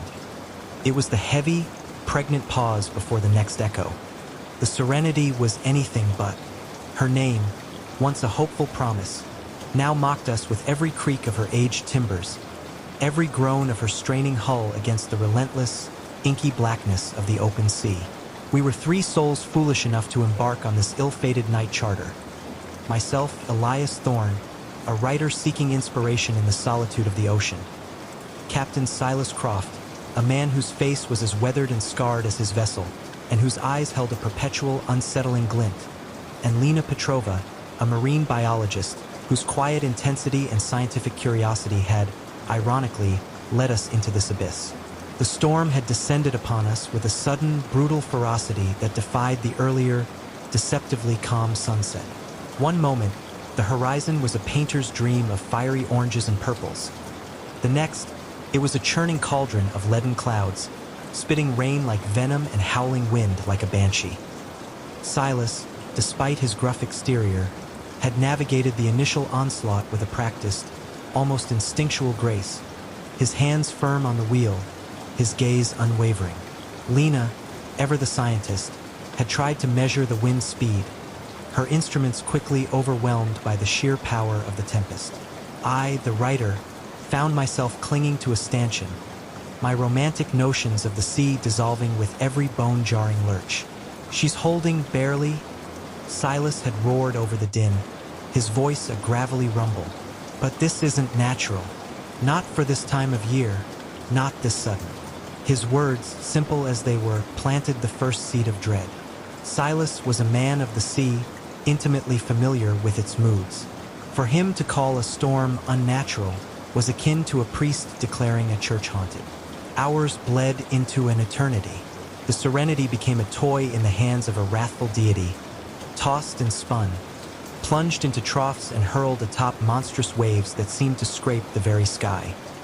The cabin, usually a refuge, felt like a coffin.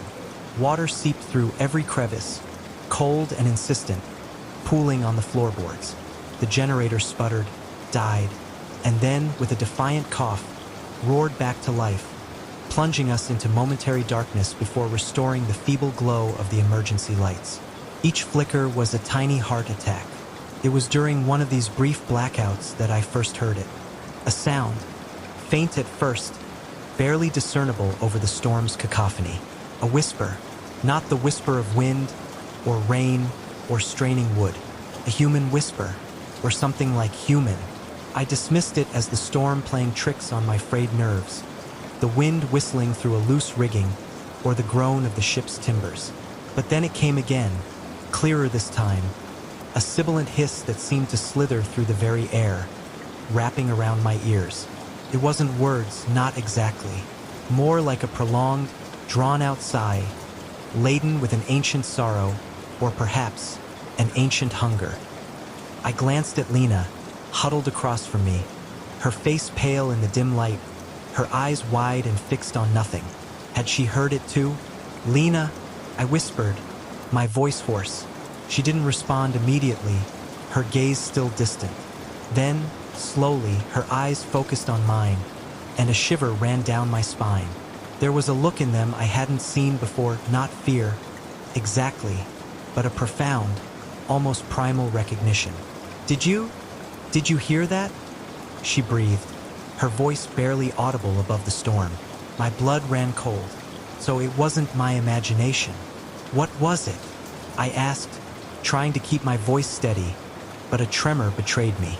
I don't know," she stammered, her gaze darting around the cramped cabin as if searching for the source.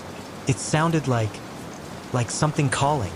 Silas, oblivious or perhaps choosing to ignore our hushed exchange, continued his battle with the sea. His silhouette against the spray-lashed windows was a testament to his unwavering resolve.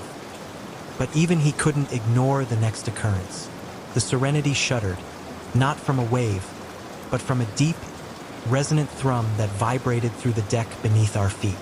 It was a sound that felt wrong, alien to the familiar symphony of a ship at sea. It was too low, too sustained, like a monstrous engine running deep beneath the waves.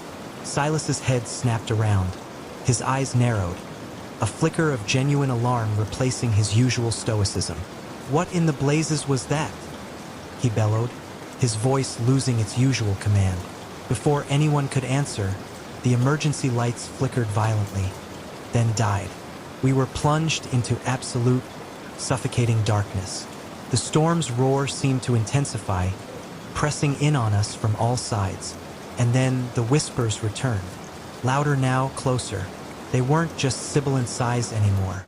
They were fragmented, distorted echoes of human speech, woven into a terrifying tapestry of sound.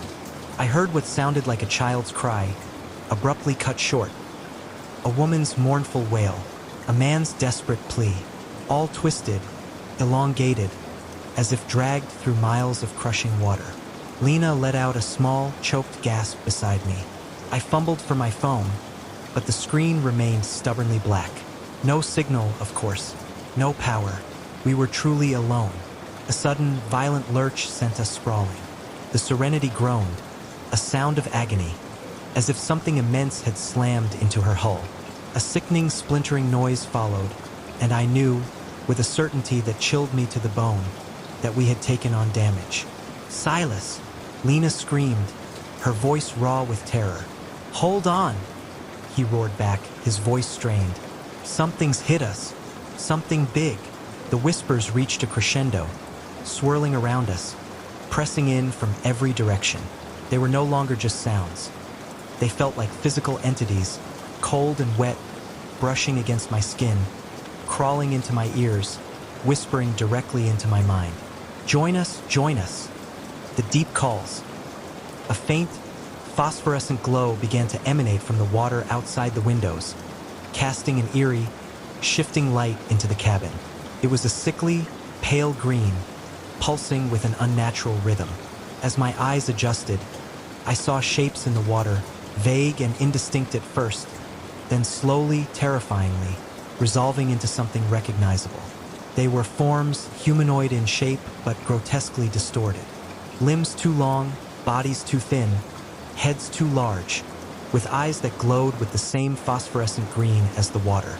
They drifted lazily just beneath the surface, their faces pressed against the glass, their mouths opening and closing in silent, horrifying whispers. Their skin was translucent, revealing faint, pulsating veins beneath. Some had remnants of tattered clothing, others were naked, their bodies covered in strange, barnacle-like growths. These were not fish. These were not men. These were something else. Something that had been human, perhaps, long, long ago, twisted and transformed by the crushing pressure and the endless darkness of the abyss. Lena screamed, a piercing, raw sound that was quickly swallowed by the storm. Silas, for the first time, looked utterly defeated, his face ashen, his eyes wide with a terror that mirrored our own. He stared at the faces outside, his grip on the wheel slackening. "The legends, they're true," he whispered, his voice barely a breath. "The drowned, they never truly leave." One of the creatures, larger than the others, its face a mask of ancient suffering, pressed its hand against the glass, leaving a slimy, glowing residue. Its eyes, deep pools of green light, fixed on me. And then I heard its voice, not in my ears, but directly in my mind. A cold, wet thought that seeped into my very core. "We waited for you." Panic, cold and absolute, seized me. I scrambled backward, away from the window, away from the horrifying spectacle. Lena was sobbing uncontrollably, her face buried in her hands. Silas, however, seemed to have snapped. With a guttural cry, he lunged for a flare gun mounted on the wall. "Get away from my boat, you abominations!" he roared, his voice cracking with a mixture of rage and despair. He fired. The flare shot out, a brilliant, searing streak of red light that momentarily illuminated the churning chaos outside. It struck one of the creatures, and for a fleeting instant, its translucent skin seemed to boil and writhe, emitting a high-pitched, unearthly shriek that cut through the storm. But the effect was momentary. The creature recoiled, then slowly, deliberately, turned its glowing eyes back to us. More of them were appearing now, a silent, spectral army rising from the depths, surrounding the Serenity. Their whispers grew into a chorus, a maddening symphony of despair and longing. The Serenity lurched again, more violently this time. The splintering sound was louder, closer. Water began to gush into the cabin from a newly opened fissure in the hull. We were sinking. "Abandoned ship!" Silas screamed, his voice raw. "To the life raft! Now!" He fumbled with the release for the emergency raft, his hands trembling. Lena, galvanized by the immediate threat, stumbled towards him, her sobs turning into desperate gasps. I followed, my legs like lead, my eyes still fixed on the glowing, spectral faces outside the windows. They were closer now, some of them pressing their grotesque features against the glass, their mouths forming silent, mocking smiles. The life raft inflated with a hiss and a pop, a small, orange beacon of hope in the overwhelming darkness. Silas pushed Lena towards it, then turned to me. "Go, I'll be right behind you." I hesitated, my gaze drawn to the water filling the cabin, the whispers echoing in my mind. "So cold, so dark, join us." "Elias, go." Silas shoved me towards the raft. I clambered in, my hands slick with fear and seawater. Lena was already huddled in the corner, her body shaking uncontrollably. Silas was about to follow when a sudden, immense force slammed into the Serenity's stern. The ship shuddered, groaned, and began to list violently. Silas lost his footing, stumbling backward. A monstrous, shadowy form rose from the depths beside the boat, dwarfing the Serenity. It was colossal, a leviathan of the deep, its skin a mottled gray, covered in the same barnacle-like growths as the smaller creatures. Its eyes, two vast, luminous green orbs, stared directly at Silas. And then, a massive, clawed appendage, scaled and gleaming wetly in the phosphorescent light, shot out from the water, wrapping around Silas's leg.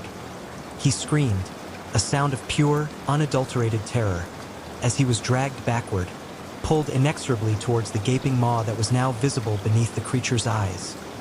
A maw filled with rows of needle-sharp teeth, glowing with the same eerie green light. "Silas!" Lena shrieked, reaching out a desperate hand. I watched, frozen in horror, as Silas struggled, his hands clawing at the deck, his face contorted in a silent scream. The creature pulled harder, its grip unyielding. With a final, agonizing cry, Silas was yanked overboard, swallowed whole by the abyssal beast. The surface of the water churned for a moment, then settled, leaving only the phosphorescent glow and the horrifying, silent faces of the drowned watching us. The Serenity groaned one last time, a death rattle, and then, with a final, sickening lurch, she began her rapid descent into the depths. The life raft, tethered only by a quickly fraying rope, was dragged down with her. "Cut the rope! Cut the rope!" I screamed, fumbling for the small emergency knife in the raft's kit. My fingers were numb, clumsy with terror. Lena, her eyes wide and vacant, simply stared at the churning water, her mind shattered by the horror she had witnessed.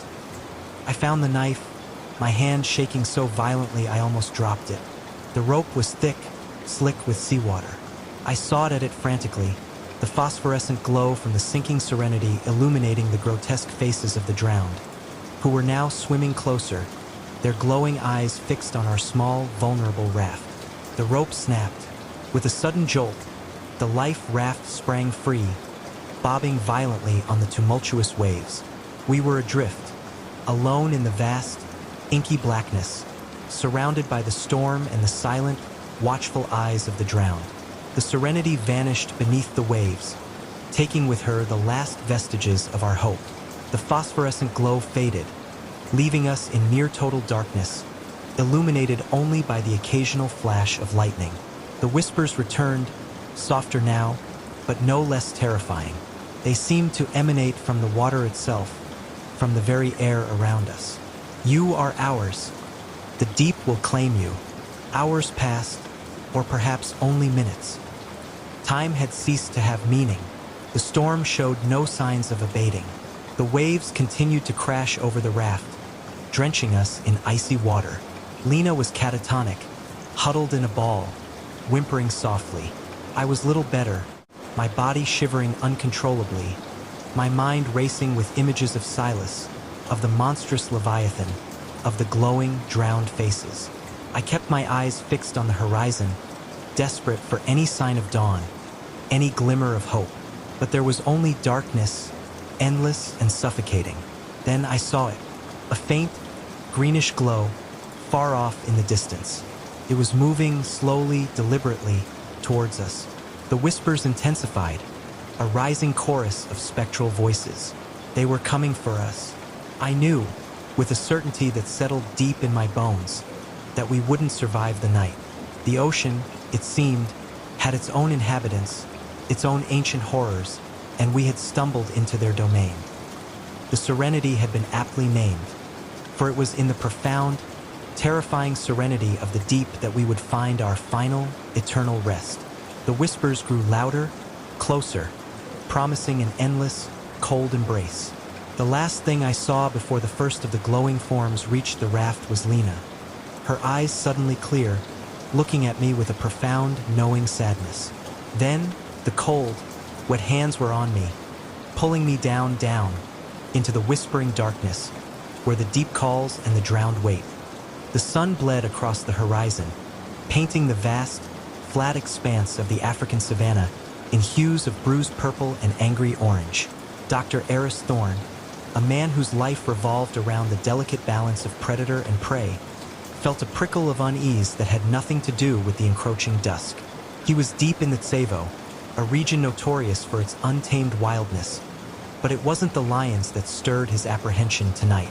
It was something far more subtle, a whisper on the wind, a shadow that seemed to move just beyond the periphery of his vision.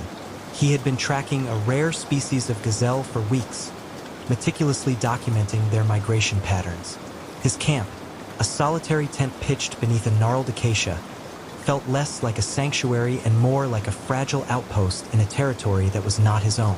The air, usually alive with the chirps of crickets and the distant calls of hyenas, was unnervingly silent. Even the wind, when it stirred, seemed to carry a hushed tension, like a breath held. Eris finished his meager dinner, the last of his canned beans tasting like ash in his mouth. He checked the perimeter sensors he'd set up, small, motion-activated cameras designed to capture nocturnal animal activity. all green, yet the feeling persisted. He zipped up his tent, the canvas a thin barrier against the encroaching darkness, and tried to lose himself in his field notes. A sound, faint at first, then growing. Not a roar, not a growl, but a low, guttural purr. It was too deep for a domestic cat, too resonant for anything he'd ever heard from a wild feline. It seemed to vibrate through the very ground beneath him. Eris froze, pen suspended over paper. He knew the sounds of the savannah intimately, but this was new and terrifying. He grabbed his high-powered binoculars, peering through the mesh window of his tent. The moon, a sliver of bone, offered little illumination. The purr intensified, a rhythmic thrumming that seemed to fill the night. Then a flash, a movement so impossibly fast, so fluid, that he almost doubted his eyes. A streak of spotted gold, gone as quickly as it appeared. "Cheetah," he whispered, a tremor in his voice. But it wasn't just any cheetah. He'd seen them before, graceful hunters, shy and elusive. This one felt different, larger, more substantial, and that purr, it was too close. He spent the rest of the night huddled, listening. The purr would fade, then return, sometimes from the east, sometimes from the west, sometimes directly behind his tent. It was like a game, a cruel, drawn-out torment. He imagined eyes, burning yellow in the darkness, watching him, assessing him. He didn't sleep. Dawn brought no relief. The silence returned, but it was a heavy, watchful silence. Eris packed his gear with a frantic urgency he rarely felt. He had to leave. This was no longer about research, it was about survival. As he dismantled his tent, he noticed something. A single, perfect paw print pressed into the soft earth near his campfire. It was enormous, far larger than any cheetah print he'd ever encountered. And within the pad of the print, almost imperceptibly, was a faint, almost shimmering outline. It looked like a human eye. He stared at it, his blood turning to ice. This wasn't natural. He threw his equipment into the Jeep, his hands shaking. The engine sputtered to life, a welcome roar in the oppressive quiet. He put the vehicle in gear, but as he turned the wheel, a flash of movement caught his eye. Standing on a distant copy, silhouetted against the rising sun, was the cheetah. It was immense, its coat a darker, richer gold than typical, its spots like obsidian chips. Its head was held high, and even from this distance, Eris felt the weight of its gaze. It wasn't just watching him, it was studying him, and then it purred. A low, vibrating sound that carried across the vast distance, a sound that promised something ancient and terrible. Eris slammed his foot on the accelerator, the Jeep lurching forward. He drove for hours, the image of the cheetah burned into his mind. He didn't stop until he reached the dusty, ramshackle outpost of Kilify, his nerves frayed, his body trembling. He tried to explain it to the local game warden, a grizzled man named Juma. Juma listened patiently, his eyes unreadable. "The savannah holds many secrets, Dr. Thorne," he said, his voice low. "Some creatures are older than the land itself. They are not just animals. They are spirits." Eris scoffed, but the image of the paw print, the human eye, flashed in his mind. He spent a week in Kilify, trying to shake off the feeling of being hunted. But every night he heard it, the purr, faint at first, then closer, seemingly echoing from the very walls of his small guest house. He knew it was impossible, but the sound was undeniably there, a constant reminder of the creature that had marked him. One evening, driven by a desperate need to understand, he returned to the savannah. Not to his old campsite, but to a different sector, hoping to find answers or at least a rational explanation. He parked his Jeep near a watering hole, setting up a long-range camera with a thermal imager. The night was still. The air was thick with the scent of dust and dry grass. He waited, his heart pounding a frantic rhythm against his ribs. Hours passed. Nothing. He was about to pack up, convinced his mind was playing tricks on him, when the thermal imager flickered. A heat signature, moving with incredible speed. It was a blur of orange and yellow, too fast to properly resolve. He zoomed in, trying to focus. The shape coalesced for a split second. It was the cheetah, but it wasn't running on all fours. It was upright. Eris gasped, dropping the binoculars. He rubbed his eyes, convinced he was hallucinating. He picked them up again, his hands shaking so violently he could barely hold them steady. The thermal image showed nothing now, just the cool, empty expanse of the savannah. He stumbled back to his jeep, fumbling for the keys. He had to get out. This was beyond anything he could comprehend. As he started the engine, a low, resonant purr filled the air, right beside his window. He whipped his head around. Standing less than 5 feet from the jeep, its eyes glowing with an unnatural, predatory intelligence, was the cheetah. It was even larger than he remembered, its muscles rippling beneath its dark, spotted coat. Its head was cocked slightly, as if in amusement, and then it spoke, not with words, not with a human voice, but with a series of clicks and chuffs that resonated directly in his mind, clear as if it were his own thoughts. "You seek to understand?" The cheetah's voice echoed in his skull. "But some things are not meant to be understood." Eris screamed. A raw, primal sound ripped from his throat. He threw the jeep into reverse, tires spitting gravel. The cheetah didn't move, merely watched him, its purr growing louder, more triumphant, as he sped away. He drove until the jeep ran out of fuel, miles from any road, deep in a forgotten corner of the wilderness. He abandoned the vehicle, stumbling through the thorny bushes, driven by a desperate, animalistic fear. He didn't know where he was going, only that he had to get away. The moon rose, full and luminous, casting stark shadows across the landscape. Every rustle of leaves, every distant hoot of an owl, sent shivers down his spine. He was utterly alone, utterly vulnerable. Then he heard it again, the purr, closer this time. It wasn't just a sound. It was a physical presence, a vibration in the air, a cold dread seeping into his bones. He knew it was behind him. He didn't dare look back. He ran. He ran until his lungs burned, until his legs screamed in protest, until his vision blurred with tears and exhaustion. He tripped, falling hard, scraping his hands and knees on the unforgiving earth. He lay there, gasping, waiting for the inevitable. The purr was directly above him now, a deep, resonant rumble that vibrated through his very skull. He slowly, agonizingly, lifted his head. The cheetah stood over him, its eyes twin pools of liquid gold, reflecting the moonlight. It was magnificent, terrifying, and utterly alien. Its breath, when it exhaled, was cold, like the air from a crypt. "You are a part of this land now, Eris Thorn." The voice echoed in his mind, devoid of malice, yet filled with an ancient, terrifying finality. "You will learn its secrets, as all who truly belong here do." Eris felt a sharp, searing pain in his neck, then a numbing cold spread through his limbs. The world spun, the moon blurring into a halo of white. The last thing he saw was the cheetah's eyes, vast and knowing, as darkness consumed him. The next morning, a group of rangers on patrol found the abandoned jeep. They searched for days, but Eris Thorn was never seen again. The official report cited a probable lion attack, a common tragedy in the Tsevo. But sometimes, when the wind blows just right across the vast, empty plains, the local villagers claim to hear it. A deep, resonant purr, carried on the air, a sound that speaks of ancient power, of secrets whispered in the darkness, and of a ghost that sprints across the savannah, forever hunting.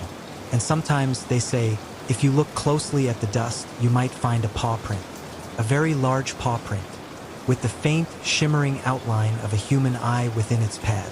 A chilling reminder of the creature that walks between worlds, a predator of both flesh and fear. The wind howled a mournful dirge across the jagged peaks of the Dragon's Tooth Mountains, a relentless, icy breath that clawed at the ancient stones of the monastery of the Silent Path. Snow, thick and unforgiving, had buried the world outside for weeks, isolating Elder Monk Theron and his young apprentice, Kale, in a fortress of silence and cold. Theron, a man whose face was a roadmap of ascetic discipline and countless sunrises, moved with the quiet grace of a shadow. His eyes, though sharp, held a deep, almost sorrowful knowing. Kale, barely 18, was still raw, his spirit a flickering candle against the vast, dark unknown. He had come to the monastery seeking peace, a respite from the clamor of the world. But the silence here was not the gentle balm he had imagined. It was a heavy, suffocating blanket, pregnant with unspoken things. Their days were an unvarying rhythm of prayer, meditation, and chores. The monastery, carved into the mountainside centuries ago, was a labyrinth of cold, echoing corridors and chambers. Kale often felt a prickle of unease in its deeper reaches, a sense of being watched by eyes that weren't there. Theron, however, seemed oblivious, his devotion an impenetrable shield. One particularly brutal afternoon, as Kale was tasked with cleaning the ancient scriptorium, a place rarely used, he noticed something peculiar. Behind a crumbling shelf filled with forgotten scrolls, a section of the stone wall seemed different. Not quite flush, a hairline crack tracing an almost imperceptible seam. Curiosity, a dangerous companion in such a place, gnawed at him. He pressed against it, and with a faint groan of ancient mechanisms, a narrow, dark opening appeared. A rush of stale, frigid air, heavy with the scent of dust and something else. Something metallic and faintly sweet, like old blood and forgotten incense, wafted out. Kale hesitated, his heart thrumming against his ribs. He glanced over his shoulder, but Theron was deep in meditation in the main hall. He grabbed a sputtering oil lamp from a nearby table and peered into the darkness. The passage was narrow, barely wide enough for a man to squeeze through, and descended steeply. The air grew colder, the oppressive silence even more profound. He could hear his own ragged breathing, amplified by the stone. After what felt like an eternity, the passage opened into a small, circular chamber. The lamp's feeble glow revealed a scene that made Kale's blood run cold. The walls were not carved with sacred symbols, but with crude, jagged etchings. Figures with elongated limbs and distorted faces writhed in agony, or perhaps ecstasy, their forms twisting into impossible shapes. In the center of the room, on a rough-hewn stone altar, lay a single obsidian-like shard. It pulsed with a faint, almost imperceptible black light, drawing his gaze, compelling him closer.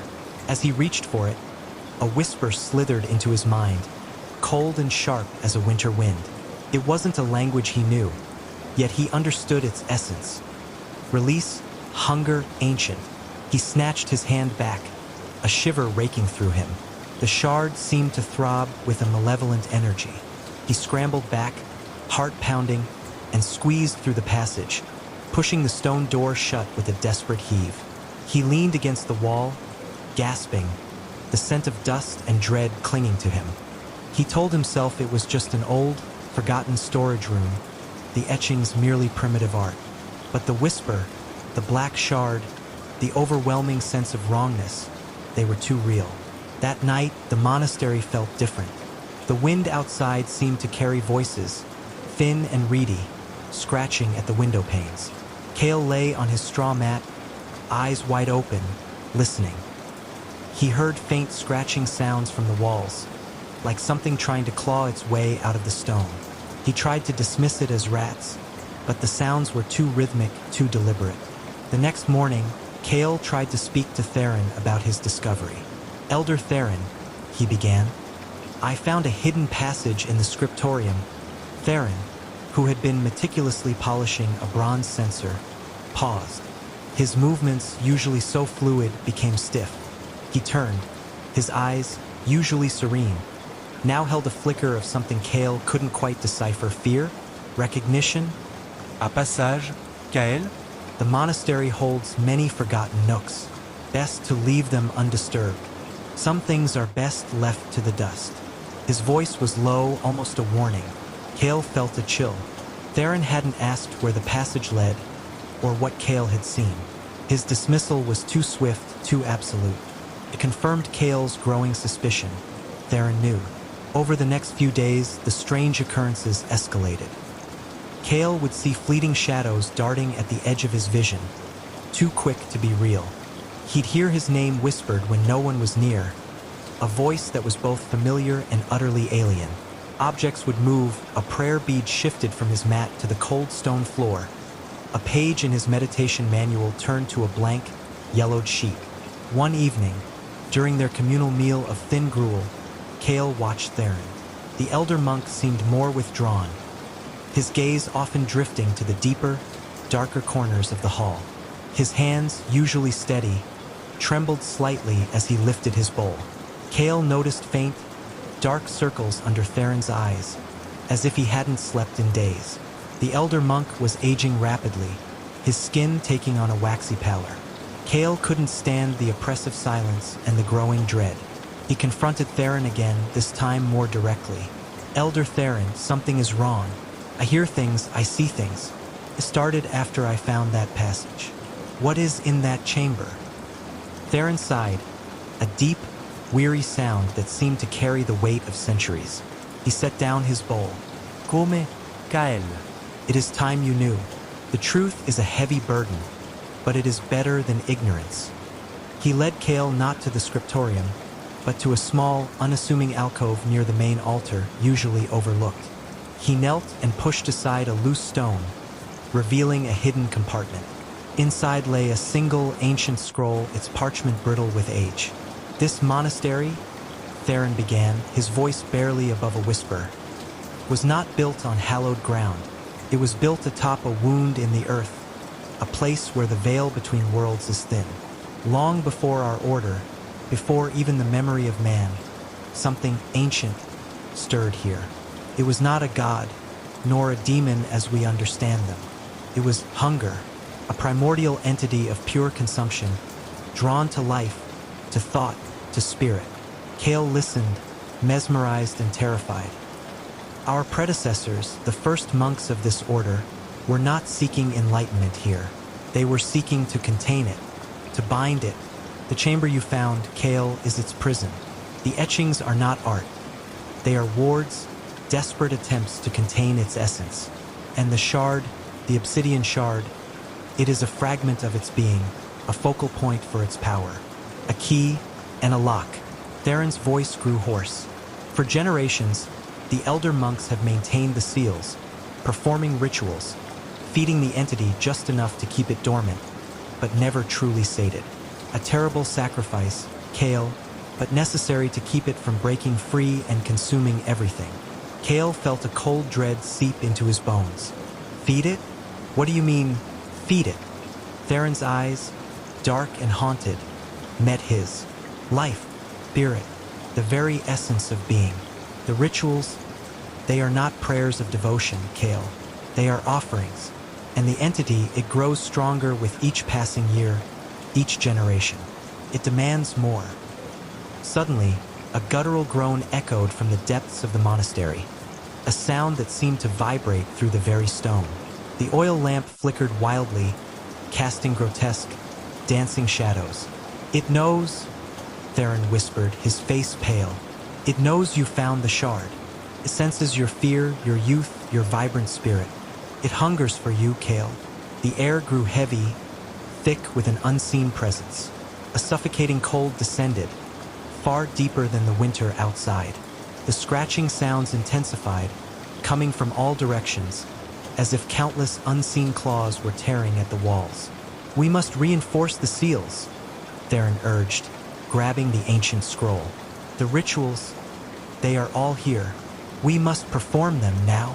They rushed back to the scriptorium, the groans and whispers growing louder, more insistent. The monastery itself seemed to be alive, groaning and shifting around them. When they reached the hidden passage, the stone door was no longer merely ajar. It was slightly open, a sliver of inky blackness visible within. "It is trying to break free," Theron cried, his voice laced with desperation. "Quickly, Kale, help me." As Theron fumbled with the brittle scroll, trying to decipher the arcane symbols, Kale felt an invisible force tugging at him, pulling him towards the open passage. The whispers were no longer just in his mind. They were all around him, a chorus of hungry, ancient voices, promising power, promising oblivion. He stumbled, his lamp clattering to the floor and extinguishing, plunging them into near-total darkness. Only the faint, malevolent glow from the chamber within illuminated the passage. The black shard pulsed, a beacon of pure dread. "Kale, stay back." Theron's voice was strained, his hands shaking as he held the scroll. But Kale couldn't. His feet moved of their own accord, drawn by an irresistible pull. He felt a chilling touch on his skin, like icy tendrils wrapping around his limbs, guiding him. He saw the distorted figures on the chamber walls seem to writhe, their etched eyes following him. He was inside the chamber now, the cold so intense it burned. The black shard vibrated on the altar, its light growing brighter, casting long, distorted shadows that stretched and twisted like grasping hands. "The ritual, Kale. We must complete the ritual." Theron's voice echoed from the passage, filled with a desperate urgency. "The blood, it demands blood." Kale felt a sharp pain in his palm. He looked down and saw a deep gash, blood welling up, drawn by the shard's malevolent pull. The blood dripped onto the stone altar, sizzling faintly as it touched the cold surface. As his blood seeped into the stone, the shard pulsed violently, emitting a low, resonant hum that vibrated through Kale's very bones. The whispers coalesced into a single, deafening roar, a sound of unimaginable hunger and ancient triumph. The chamber walls seemed to ripple, the etched figures momentarily appearing to leap from the stone, their mouths open in silent screams. Theron burst into the chamber, his face a mask of terror and grim determination. He held the scroll aloft, chanting in a language Kale had never heard, a desperate incantation against the encroaching darkness. As he chanted, a faint, shimmering barrier seemed to form around him, pushing back against the oppressive presence. But it was too late. The entity, roused by Kale's blood, was fully awake.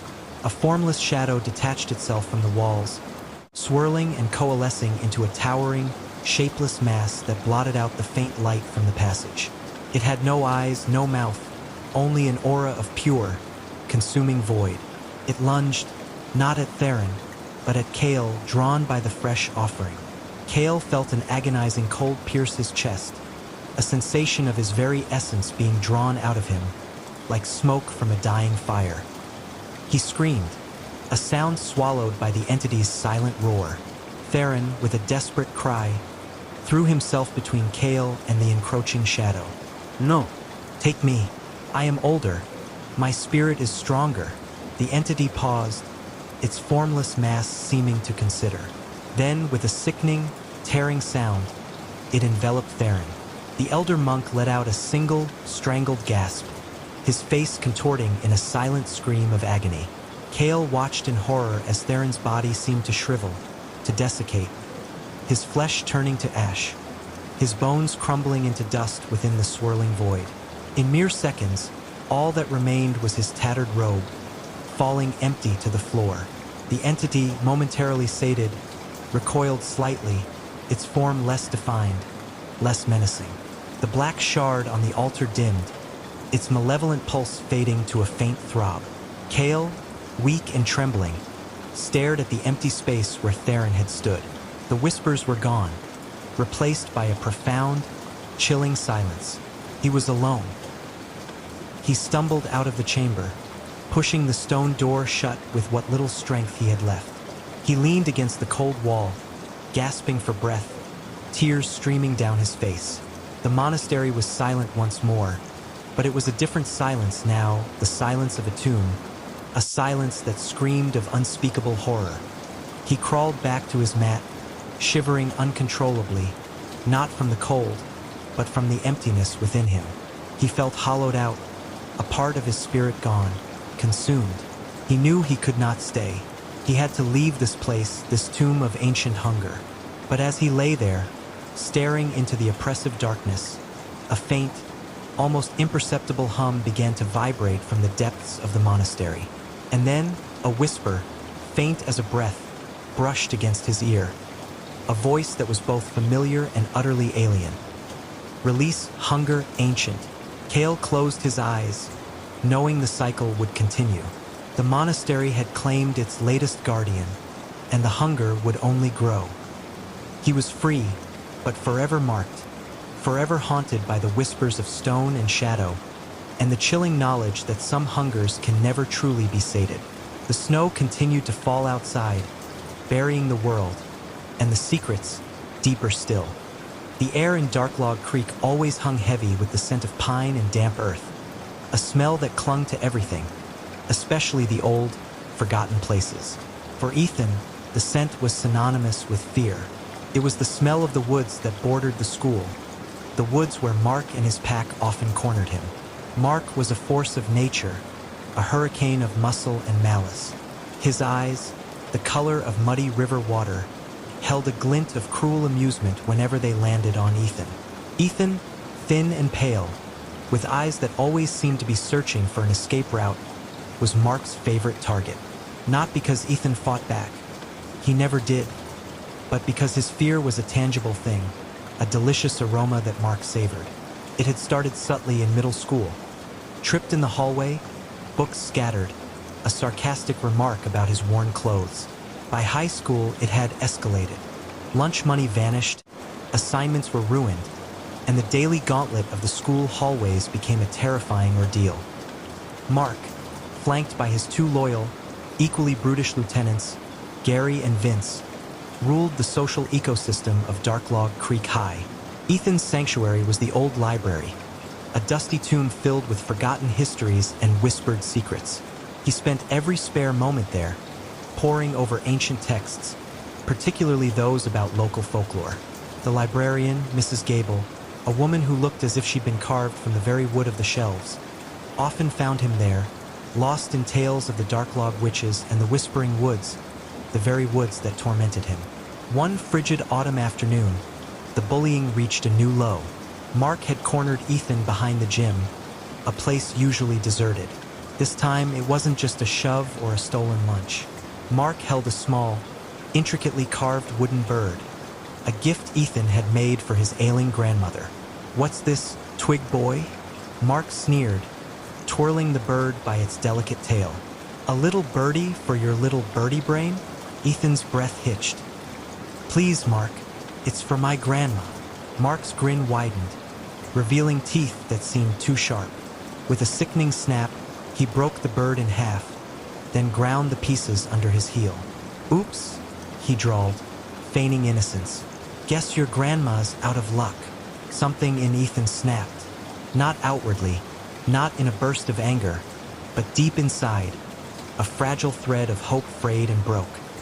He stared at the splintered wood, then at Mark's smirking face, and a cold, alien thought settled in his mind. They would pay. That night, Ethan didn't go home. He walked, not to the library, but to the edge of the Whispering Woods, the place he dreaded most. He carried the shattered pieces of the wooden bird. The air grew colder, the trees denser, their branches clawing at the bruised twilight sky. He found a small, overgrown clearing, a place that felt ancient and undisturbed. There, he dug a shallow hole, placed the broken bird inside, and covered it with earth. Then, he whispered words he'd read in an old, forgotten book, words about justice, about echoes, about the woods remembering.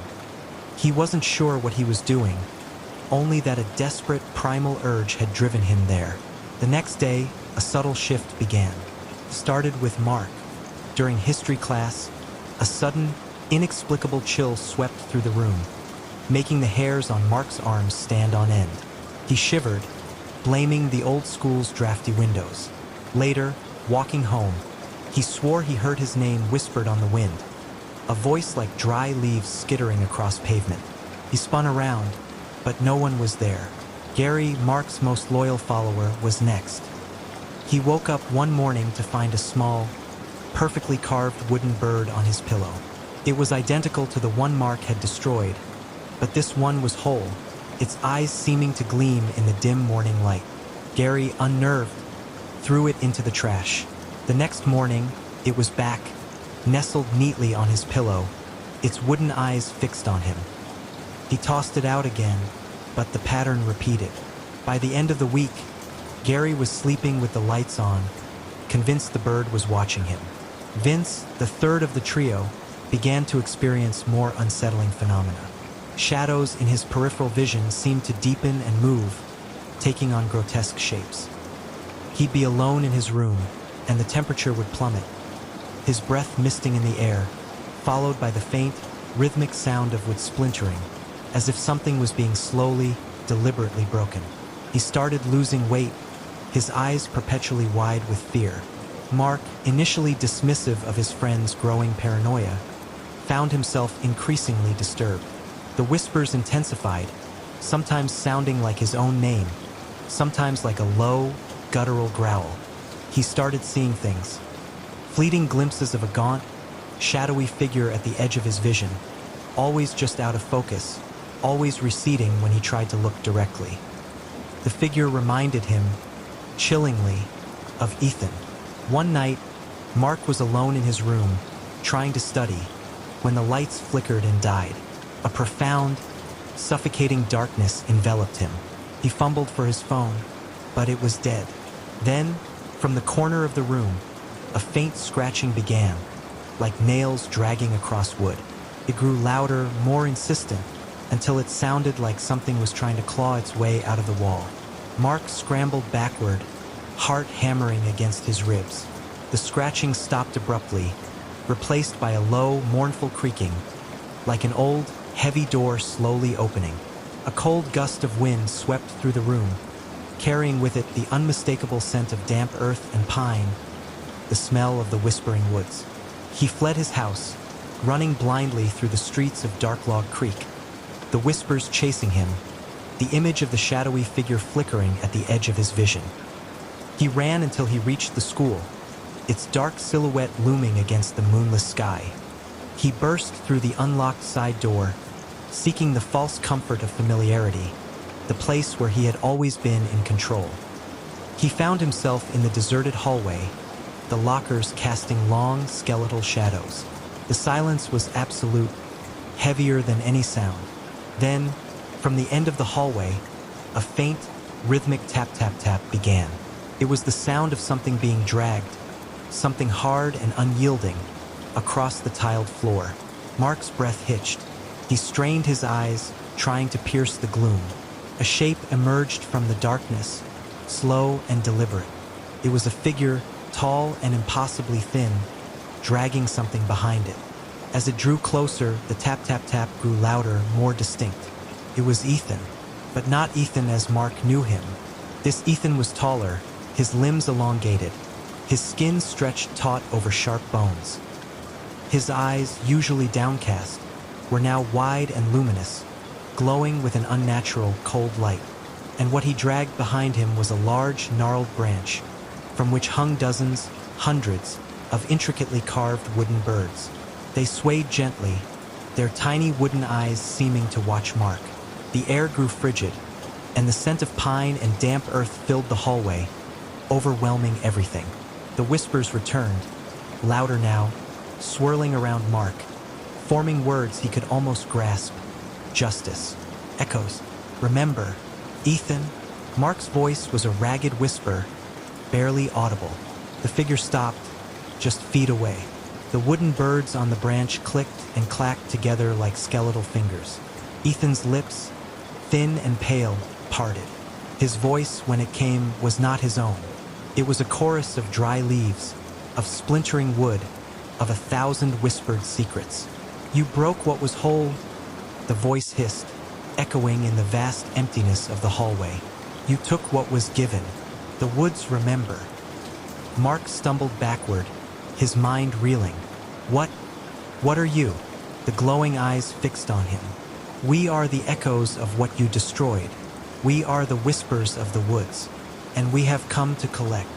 The shadowy figures he had glimpsed before now solidified, emerging from the deeper darkness of the hallway.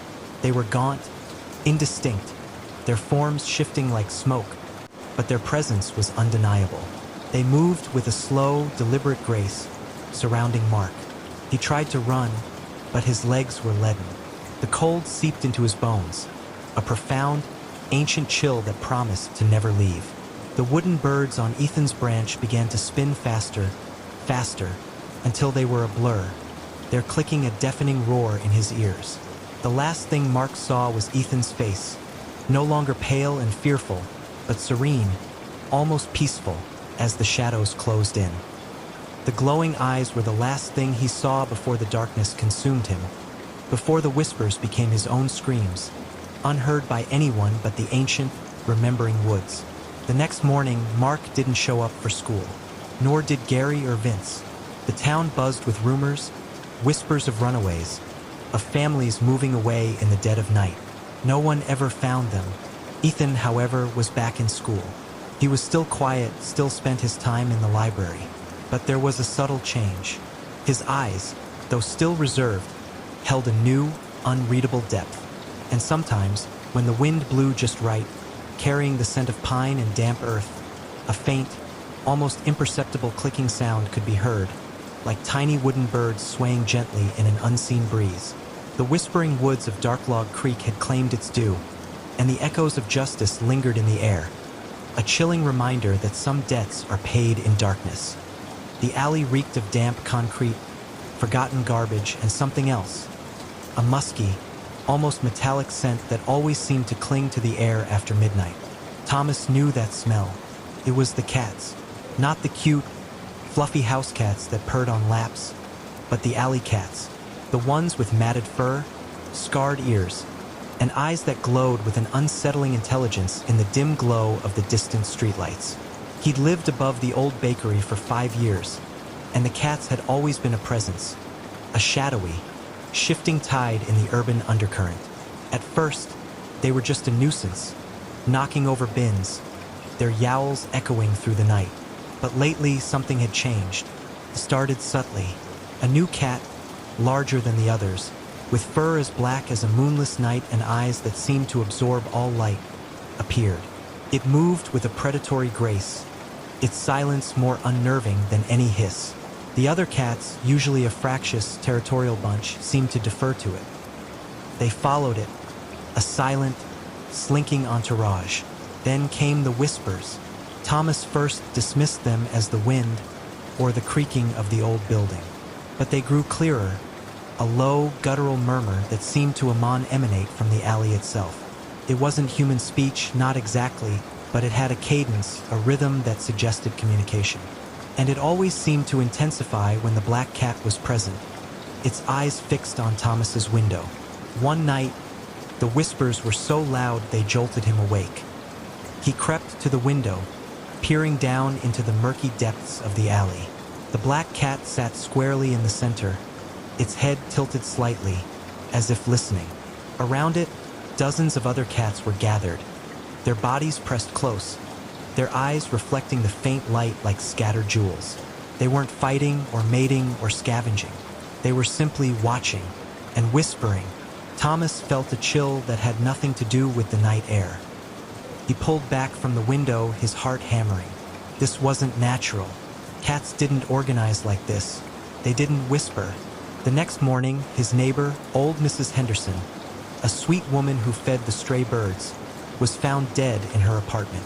The police ruled it a heart attack, but Thomas had seen the look in her eyes when she'd spoken of the cats, a flicker of fear she'd tried to hide. She'd complained about them, saying they were getting bolder, coming closer to her back door.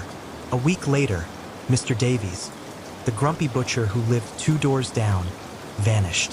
His shop was locked, his car still parked outside, but he was gone. The police found no signs of forced entry, no struggle, just an empty apartment and a lingering musky scent that Thomas recognized instantly. The fear began to fester, a cold, creeping dread that tightened its grip with each passing night.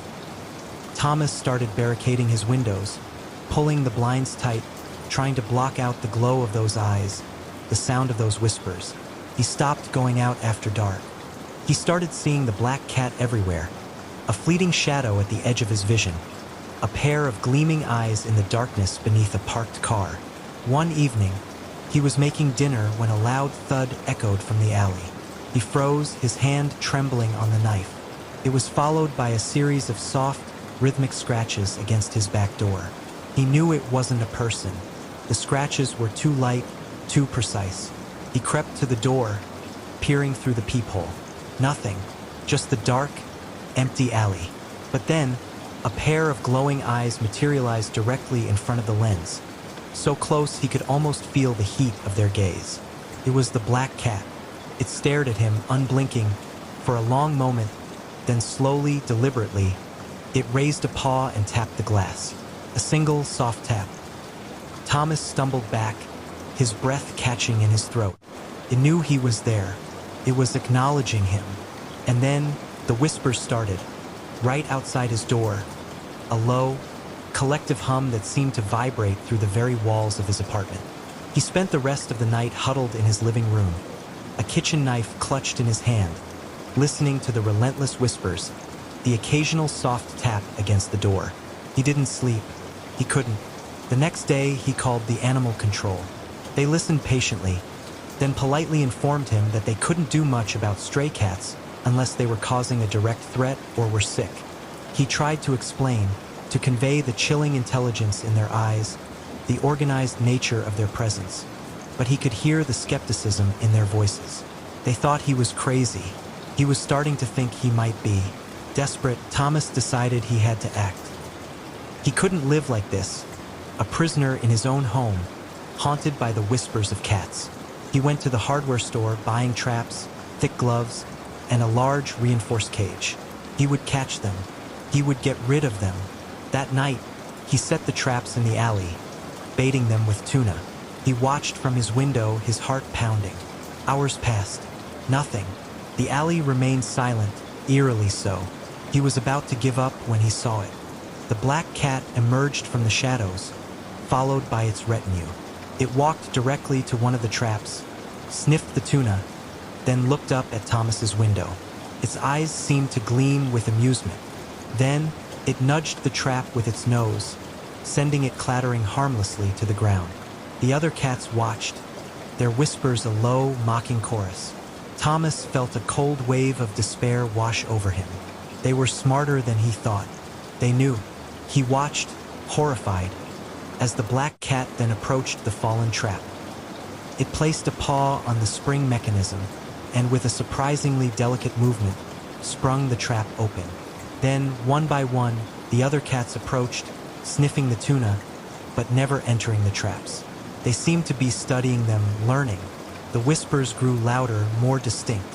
Thomas pressed his ear against the glass, trying to decipher them. It wasn't English or any language he knew, but there were patterns, inflections. And then he heard it, a single, clear word, whispered in unison by dozens of feline voices. Thomas. He stumbled back from the window, knocking over a lamp. The word echoed in his mind, a chilling pronouncement. They knew his name. Panic seized him.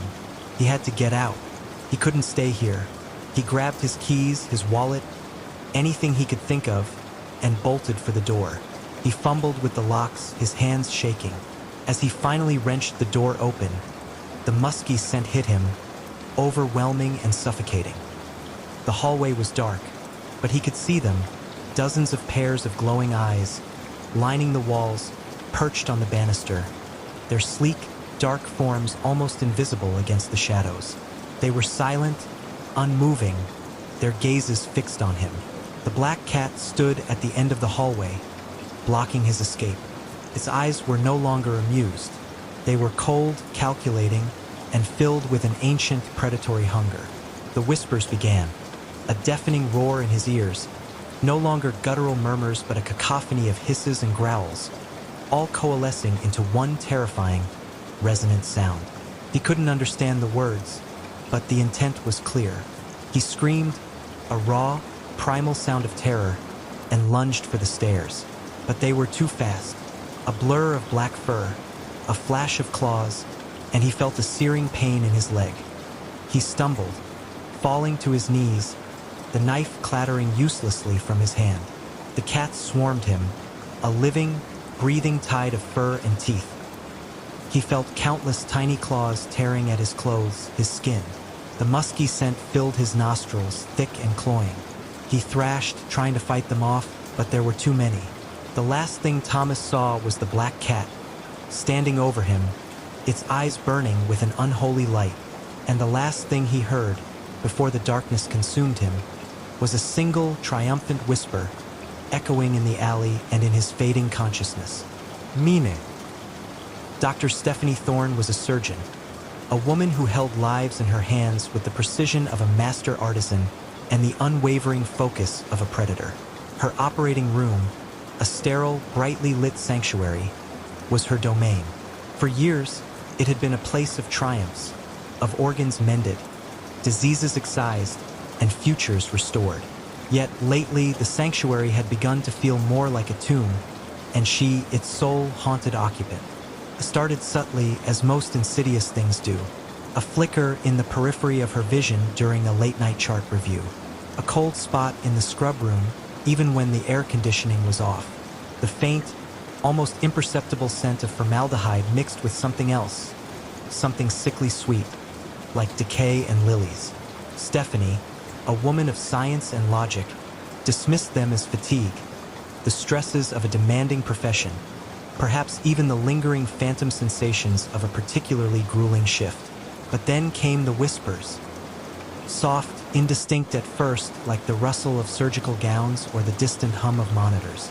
They would coalesce when she was alone, in the quiet hours before dawn, or in the hushed sanctity of her office. "Why, doctor?" A child's voice, thin and reedy, once seemed to sigh from the empty chair opposite her desk. "Why couldn't you?" The sentence always trailed off, leaving an echoing void in her chest. Her first true patient failure had been a decade ago. A young girl, Lily, with a congenital heart defect.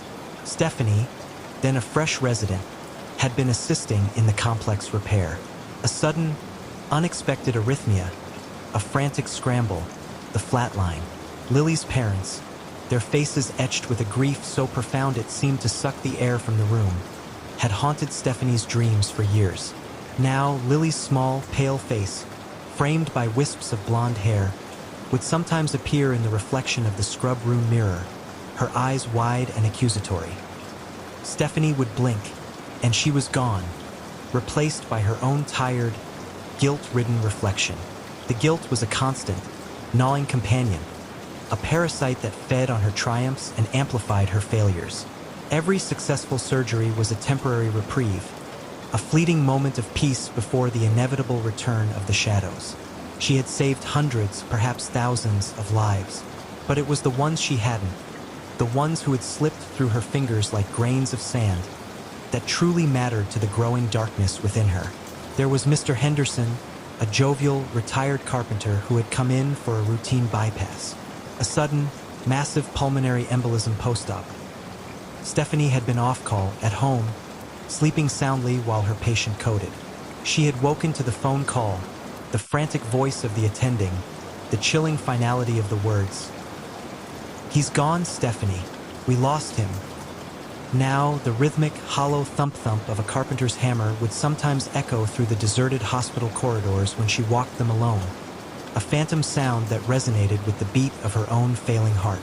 She'd find sawdust on her pristine white coat, even after it had been laundered, a fine, golden dust that clung to the fabric like a curse. Her apartment, once a sanctuary, became another arena for her torment.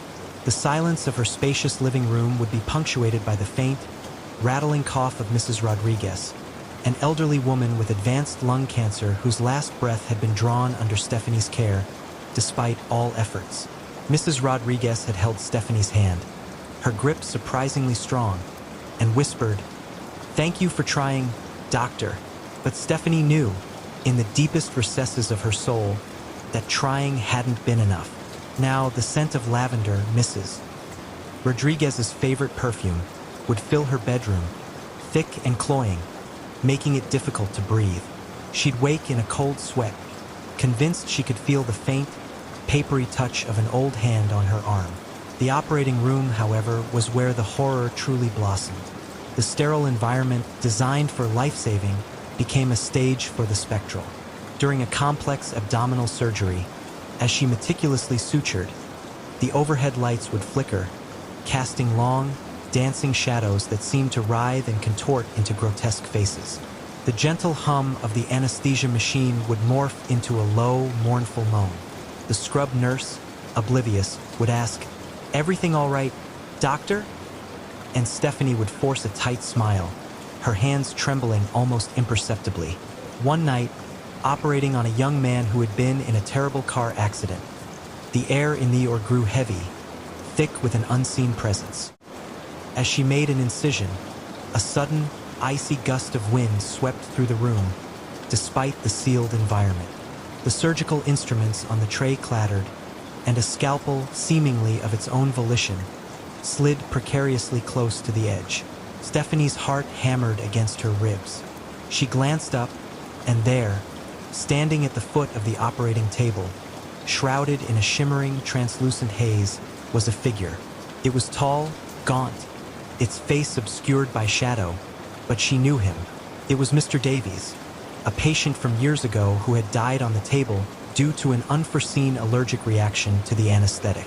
His voice, a guttural rasp, echoed in her mind, not in her ears. "You promised, doctor. You promised you'd save me." Stephanie froze, scalpel hovering. Her hands were slick with sweat, not from exertion, but from sheer terror. The attending anesthesiologist, noticing her sudden stillness, asked, "Dr. Thorne, is something wrong?" Stephanie shook her head, forcing herself to focus, to push the spectral image away. It was a hallucination, a stress-induced psychosis. It had to be, but the manifestations grew bolder, more personal. They knew her weaknesses, her deepest fears. They knew the exact moments of her failures, replaying them with chilling accuracy.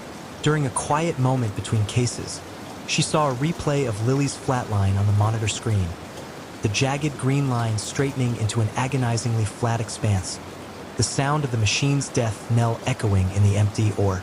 She heard Mr. Henderson's booming laugh, suddenly cut short by a strangled gasp. She felt the phantom weight of Mrs. Rodriguez's hand, pressing down on her chest, suffocating her. Her colleagues noticed her decline, the dark circles under her eyes, the tremor in her hands, the way she flinched at sudden noises. "Stephanie, you need a break." Her chief of surgery, Dr. Miller, advised gently. "You're burning out." "I'm fine, dear." "Miller," she'd insist, her voice strained. "Just a few tough cases." But she wasn't fine. She was unraveling. Sleep offered no escape. Her nightmares were vivid, terrifying reenactments of her patients' deaths, with her always at the center, helpless, failing. She saw their faces, contorted in pain, in fear, in the blankness of death. Their eyes, wide and unblinking, accused her. One particularly harrowing night, she was preparing for an emergency appendectomy. As she scrubbed, the water from the faucet turned icy cold, then scalding hot, then a viscous, reddish-brown. She stared, horrified, as the water swirled down the drain, leaving behind a faint, metallic scent. She looked up at the mirror, and instead of her own reflection, she saw a montage of her failed patients, their faces superimposed over hers, their mouths moving in silent screams, their eyes filled with an eternal, unforgiving sorrow. Lily, Mr. Henderson, Mrs. Rodriguez, Mr. Davies, and countless others whose names she had tried to bury deep within her subconscious. "You let us down, doctor." A chorus of voices whispered, surrounding her, pressing in from all sides. "You failed us." She stumbled back, hitting the wall, her breath catching in her throat. "No," she gasped, tears streaming down her face. "I tried. God, I tried. Trying wasn't enough." Lily's reedy voice echoed, clearer now, closer. "You could have done more. You should have done more." The words pierced her, sharper than any scalpel. They were the very words she had whispered to herself in the darkest hours of the night. The guilt, a festering wound, now felt like a physical entity, pressing down on her, suffocating her. She began to self-medicate, first with over-the-counter sleep aids, then with stronger prescription pills. The pills dulled the edges, but they didn't silence the voices or banish the specters. They only made her more detached, more prone to mistakes. During a routine gallbladder removal, her hand slipped. The patient, a young woman, cried out in pain. Stephanie's vision blurred, the image of Mr. Davies' gaunt face flashing before her eyes. The nurse quickly stepped in, steadying her hand, guiding her. "Are you okay, doctor?" Stephanie nodded, her face pale. She finished the surgery, but the incident shook her to her core. She was a danger to her patients now. The very people she swore to protect were at risk because of her crumbling sanity. She started seeing a therapist, a kind, elderly woman named Dr. Evelyn Reed. Stephanie spoke of stress, of burnout, of the immense pressure of her job. She skirted around the supernatural, terrified of being labeled delusional. Dr. Reed listened patiently, offering coping mechanisms, suggesting a sabbatical.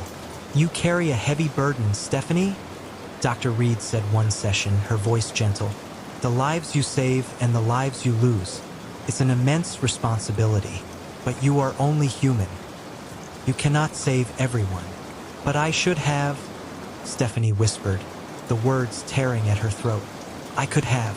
If I had been faster, if I had seen it coming." The what-ifs were a tormenting litany, chanted by the unseen choir of her failed patients.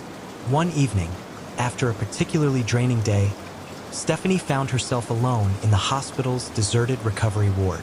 The fluorescent lights hummed, casting a sickly yellow glow. She walked past the empty beds, each one a stark white canvas for her memories.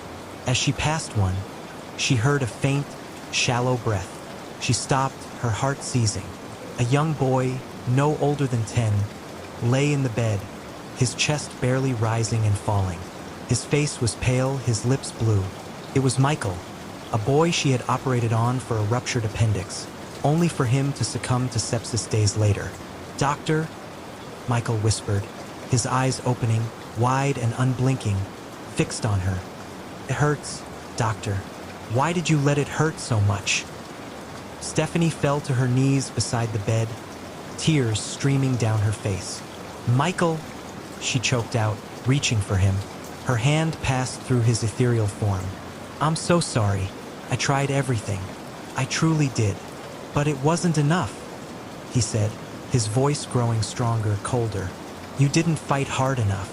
You gave up." "No," she cried, shaking her head violently. "I never gave up. I fought for you, Michael. I fought for all of you." The room grew cold, the air thick with the scent of antiseptic and despair. The other beds in the ward slowly began to fill. Lily, her small, pale hand reaching out. Mr. Henderson, his chest convulsing with a silent, hacking cough. Mrs. Rodriguez, her eyes clouded with a distant, sorrowful gaze. Mr. Davies, his spectral form towering over her, his eyes burning holes into her soul. A cacophony of whispers filled the room, a swirling vortex of accusations and regrets. "My heart, my breath, my life. You took it. You let it go." Stephanie covered her ears, screaming, "Stop it. Please, stop it. I can't take it anymore." But they didn't stop. They pressed in, their spectral forms coalescing, their voices rising to a deafening roar. She felt their cold touches, their phantom breaths on her skin. The guilt, a tangible weight, crushed her. She ran. She ran blindly through the deserted hospital, the whispers chasing her, the ghostly figures flitting in her periphery. She burst out of the hospital doors, gasping for air, the cool night air a shock against her burning skin. She didn't stop running until she reached her apartment, collapsing onto her living room floor, sobbing uncontrollably. The next morning, Stephanie didn't go to work. She called in sick, something she rarely did. She spent the day huddled in her apartment, the curtains drawn, the lights off, trying to escape the pervasive sense of dread. But the haunting had followed her. The scent of lilies, formaldehyde, and lavender mingled in the air. The faint sounds of hammering, coughing, and flatlining monitors echoed from every corner. She knew with a chilling certainty that this wasn't just burnout. This wasn't just stress. She was being haunted, and the ghosts weren't just the dead. They were the manifestations of her own unbearable guilt. She considered leaving medicine, abandoning the career she had dedicated her life to. But the thought brought a fresh wave of despair. What else was there? This was all she knew, all she had ever wanted to be. A healer, a lifesaver. But she had become a life-taker, or so her tormentors insisted. Days turned into weeks. Stephanie became a recluse, venturing out only for groceries. Her once vibrant spirit dimmed, her eyes hollow. The ghosts were constant companions now, their presence a dull ache, sometimes flaring into sharp, terrifying manifestations. They didn't just accuse her. They reminded her of the joy they had lost, the futures that had been stolen. Lily's laughter, Mr. Henderson's booming stories, Mrs. Rodriguez's gentle humming, Michael's innocent questions. All gone, all because of her perceived failures. One evening, as she sat in the dark, staring at the flickering television screen, a thought, cold and clear, pierced through the fog of her despair. She couldn't escape them. Not in her apartment, not at the hospital, not even in her dreams. They were a part of her now, inextricably linked to her guilt. There was only one way to truly silence them. The thought was terrifying, but also strangely comforting. A way out, a way to finally rest. She walked into her bathroom, her steps heavy, deliberate. She opened the medicine cabinet, her fingers brushing against the familiar bottles. The pills that had offered temporary oblivion now seemed to beckon with a promise of eternal peace. As she reached for the bottle, a shimmering form materialized in the mirror. It was Lily, her small face filled not with accusation, but with a profound sadness. Behind her, other faces emerged, their expressions mirroring Lily's. Mr. Henderson, Mrs. Rodriguez, Michael. They weren't screaming. They weren't accusing. They looked heartbroken. "Don't, Doctor." Lily's voice, soft and clear, echoed in the silent bathroom. "Don't give up. Not like this." Stephanie froze, her hand hovering over the pills. "But you hate me," she whispered, her voice raw. "You blame me." "We don't hate you," Mr. Henderson's voice rumbled, a deep, sorrowful sound. "We were just lost, and you were the last one we saw. Your guilt is your own prison, Doctor," Mrs. Rodriguez added, her voice a gentle sigh. "We are merely echoes of it." Michael's small hand, translucent and shimmering, reached out and seemed to brush her cheek. "You tried, Doctor. You really did." The accusations faded, replaced by a wave of profound, heartbreaking empathy. They weren't there to punish her, not truly. They were reflections of her own self-condemnation. Her guilt had given them form, had given them voice. Stephanie stared at their faces in the mirror, their ethereal forms slowly fading, their expressions shifting from sorrow to a faint, almost imperceptible understanding. The room, though still cold, no longer felt oppressive. The sense, though lingering, no longer suffocated. She slowly lowered her hand, pulling it away from the medicine bottle. The peace she had sought in oblivion now seemed possible through a different path. Forgiveness. Not from them, but from herself. It wouldn't be easy. The echoes wouldn't vanish overnight. The guilt was too deeply ingrained. But for the first time in a long time, Stephanie saw a glimmer of hope. She had to learn to live with her failures, to accept that she was human, that she couldn't save everyone.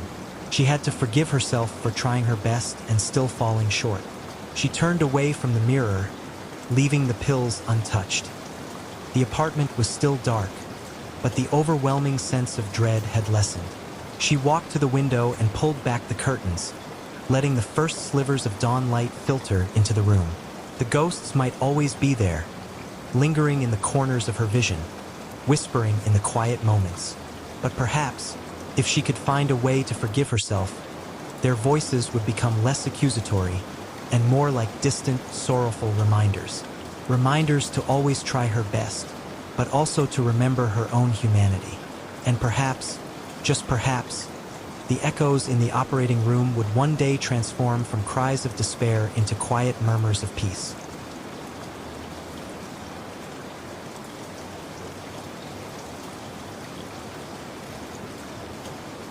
Timothy Sterling, a man whose name echoed with the clink of old money and the rustle of silk, lived in a mansion that was less a home and more a monument to his family's enduring wealth.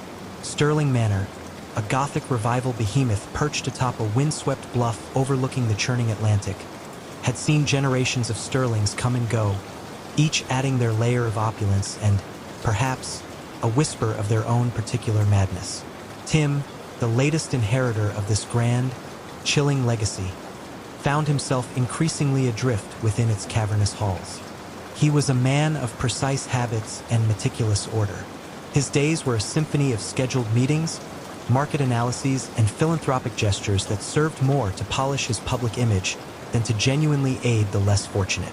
Yet, beneath this veneer of control, a subtle tremor had begun to ripple through his carefully constructed world.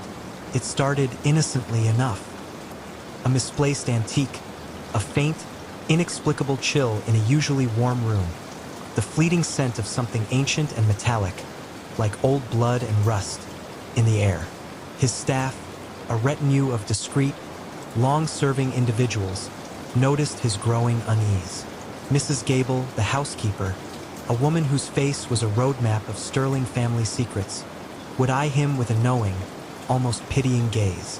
John, the stoic butler, moved with an even greater quietness, as if afraid to disturb the fragile peace that clung to the manor like a shroud. The catalyst for Tim's descent into genuine fear was the heirloom. It arrived on a Tuesday, delivered by a grim-faced courier who spoke in clipped tones of unforeseen circumstances and final bequests. It was a box, intricately carved from what appeared to be obsidian, its surface cool and slick to the touch, absorbing all light. Inside, nestled on a bed of faded velvet, was a single unadorned silver locket. It was tarnished with age, and when Tim prized it open, he found it empty. No faded photograph, no lock of hair, just a void. A note accompanied the box, written in a spidery, unfamiliar hand. To Timothy, the last of the line. The key is not to open, but to understand what was locked away. There was no signature. Tim, a man of logic and reason, dismissed it as a morbid prank, perhaps from a distant, disgruntled relative. He placed the locket and the obsidian box on his study desk, intending to have John dispose of them later, but he didn't. Something about the box, its impenetrable darkness, its cold weight, compelled him. That night, the manor truly began to stir. He was awoken by a sound, subtle at first, like the whisper of silk across polished floors. He sat up in his vast, four-poster bed, his heart thrumming. The sound grew, becoming a distinct, rhythmic dragging, as if something heavy was being pulled across the marble tiles of the grand hall below. He reached for the ornate silver bell on his bedside table, intending to summon John, but his hand froze. The sound was coming from inside his room. A shadow, deeper than the moonless night outside, detached itself from the corner of his chamber. It was formless, yet possessed a palpable presence, a weight that pressed down on the air. A cold, metallic scent, stronger now, filled his nostrils. He couldn't move, couldn't scream. His breath hitched in his throat. The shadow drifted towards his desk, towards the obsidian box. It hovered there for a moment, and then, with an almost imperceptible shift, it seemed to absorb the darkness of the box, making it even blacker, even more absolute. A faint, high-pitched keening sound, like wind through a tomb, emanated from the shadow. Then, as quickly as it had appeared, it receded, melting back into the shadows of the room. The dragging sound faded. Tim was left trembling, bathed in a cold sweat, the metallic scent lingering like a phantom. The next morning, he found the locket open on his desk, its empty interior glinting faintly in the morning light. He was certain he had closed it. He tried to rationalize it. Sleep deprivation, stress, the old house playing tricks on him. But the metallic scent, the palpable cold, the feeling of an unseen presence. These were not figments of his imagination. He began to research.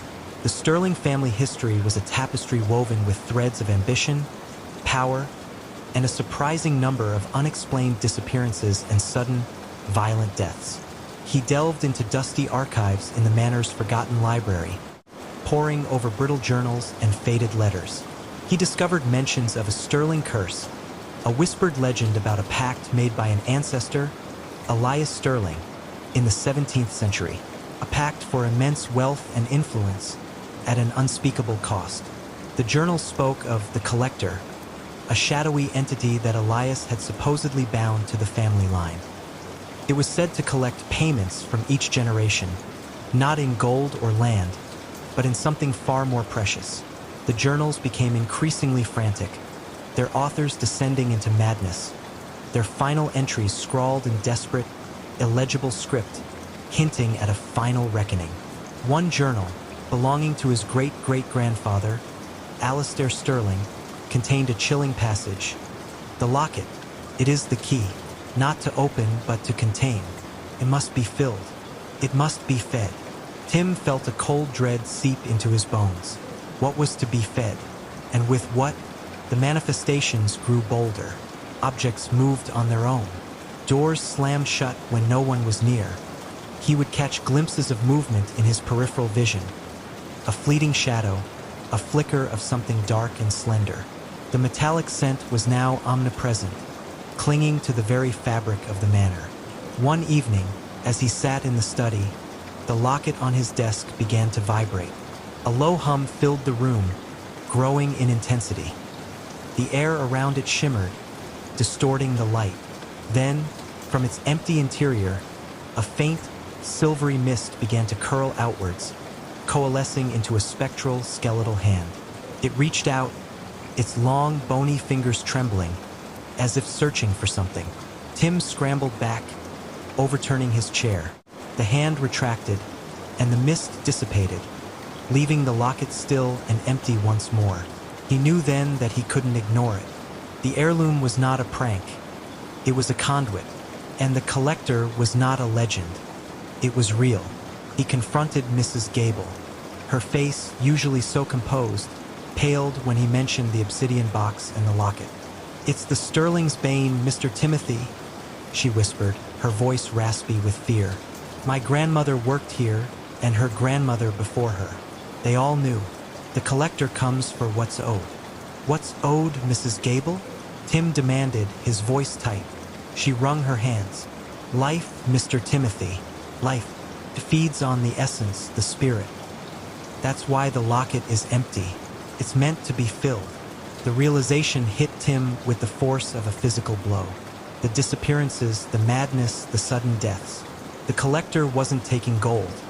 It was taking souls, and the locket was its vessel. He understood the note now. The key is not to open, but to understand what was locked away. The locket didn't open to reveal something. It opened to receive something. And what was locked away was the very essence of life, trapped within the Sterling line. Tim was a man of immense wealth, but suddenly he felt utterly impoverished.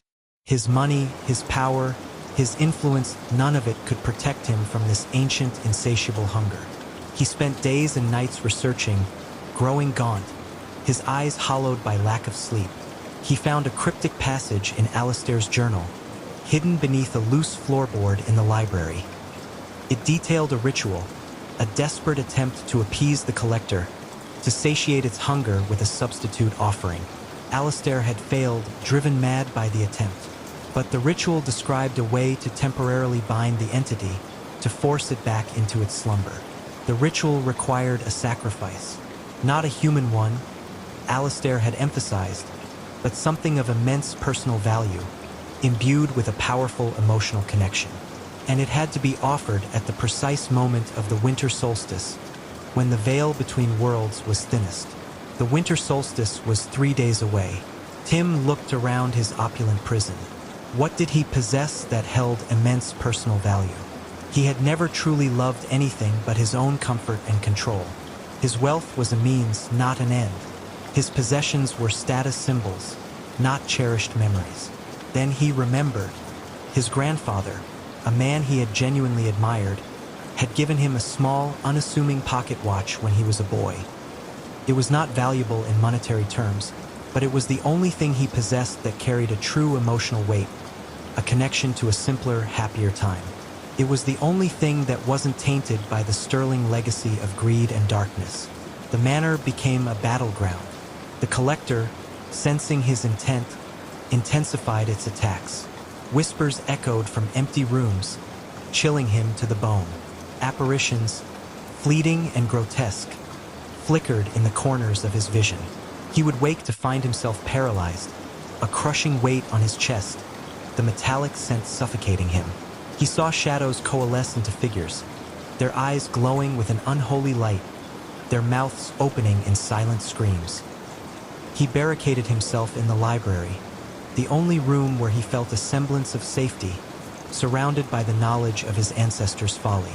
He meticulously prepared for the ritual, gathering the obscure herbs, the arcane symbols, the ancient incantations described in Alistair's journal. On the night of the solstice, a blizzard raged outside, mirroring the storm within Stirling Manor. The wind howled like a banshee, rattling the ancient windows. The power flickered, plunging the manor into darkness, then restoring it with a jarring surge. Tim stood in the center of the library, the pocket watch clutched in his hand. The locket lay open on a makeshift altar, surrounded by flickering candles. The metallic scent was overwhelming, thick and cloying. The air crackled with an unseen energy. The shadow appeared, larger and more defined than ever before. It filled the room, a swirling vortex of absolute darkness, its presence a suffocating weight. From its depths, two pinpricks of crimson light flared, like malevolent eyes. A voice, ancient and guttural, echoed in his mind, not heard with his ears, but felt in his very bones. You seek to deny me what is mine, Stirling. The debt is due. Tim, despite his terror, stood firm. He began to chant the incantations, his voice trembling but resolute. The shadow recoiled slightly, a ripple passing through its form. He placed the pocket watch into the empty locket. As it settled, a blinding flash of light erupted from the locket, followed by a deafening shriek that seemed to tear at the very fabric of reality. The crimson eyes of the shadow widened, and it began to writhe, its form flickering. The locket glowed with an intense, pure light, pushing back the encroaching darkness. The metallic scent began to fade, replaced by the faint, comforting aroma of old wood and dust. The shadow, with one final, desperate lunge, tried to reclaim the locket. But the light held, a barrier of pure, unyielding energy. With a final, ear-splitting wail, the shadow was sucked back into the locket, which snapped shut with an audible click. The light faded. The metallic scent vanished. The storm outside began to subside. Tim stood there, gasping for breath, his body trembling uncontrollably. The locket lay on the altar, no longer glowing, no longer radiating cold. It was just a tarnished silver locket, now containing the pocket watch.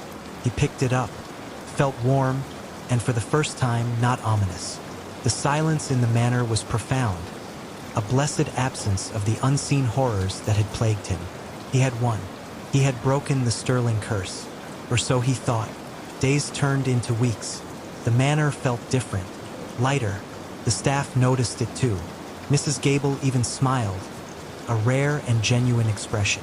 Tim began to sleep soundly, the nightmares banished. He even started to consider selling the manor, starting anew. But then the dreams began. They were vivid, unsettling. He would find himself in a vast, empty void, the only sound the faint, rhythmic ticking of a clock. And in the distance, a tiny crimson light would flicker, growing steadily brighter. He dismissed them as residual stress. But the dreams grew more intense, more real. He would wake up feeling drained, as if something had been siphoned from him during the night. One morning, he noticed a faint, metallic scent in his room, just a hint, almost imperceptible. He tried to ignore it. Then the locket. He had placed it in a locked safe deep within his study. But one morning, he found it on his bedside table, open, and the pocket watch was gone. His blood ran cold. He rushed to the safe. It was still locked, undisturbed. He checked his pockets, his drawers. The pocket watch was nowhere to be found. He remembered Alistair's journal. The key is not to open, but to understand what was locked away. And the collector's voice. You seek to deny me what is mine. The collector hadn't been banished. It had been trapped. And the locket, the vessel, was now empty once more. The metallic scent grew stronger. The subtle chills returned. He began to hear the faint, rhythmic dragging sound again. But this time, it wasn't coming from the grand hall. It was coming from inside his own mind. He saw it then in the reflection of the antique mirror in his study. Not a shadow, not a formless void, but a faint, shimmering outline within his own reflection.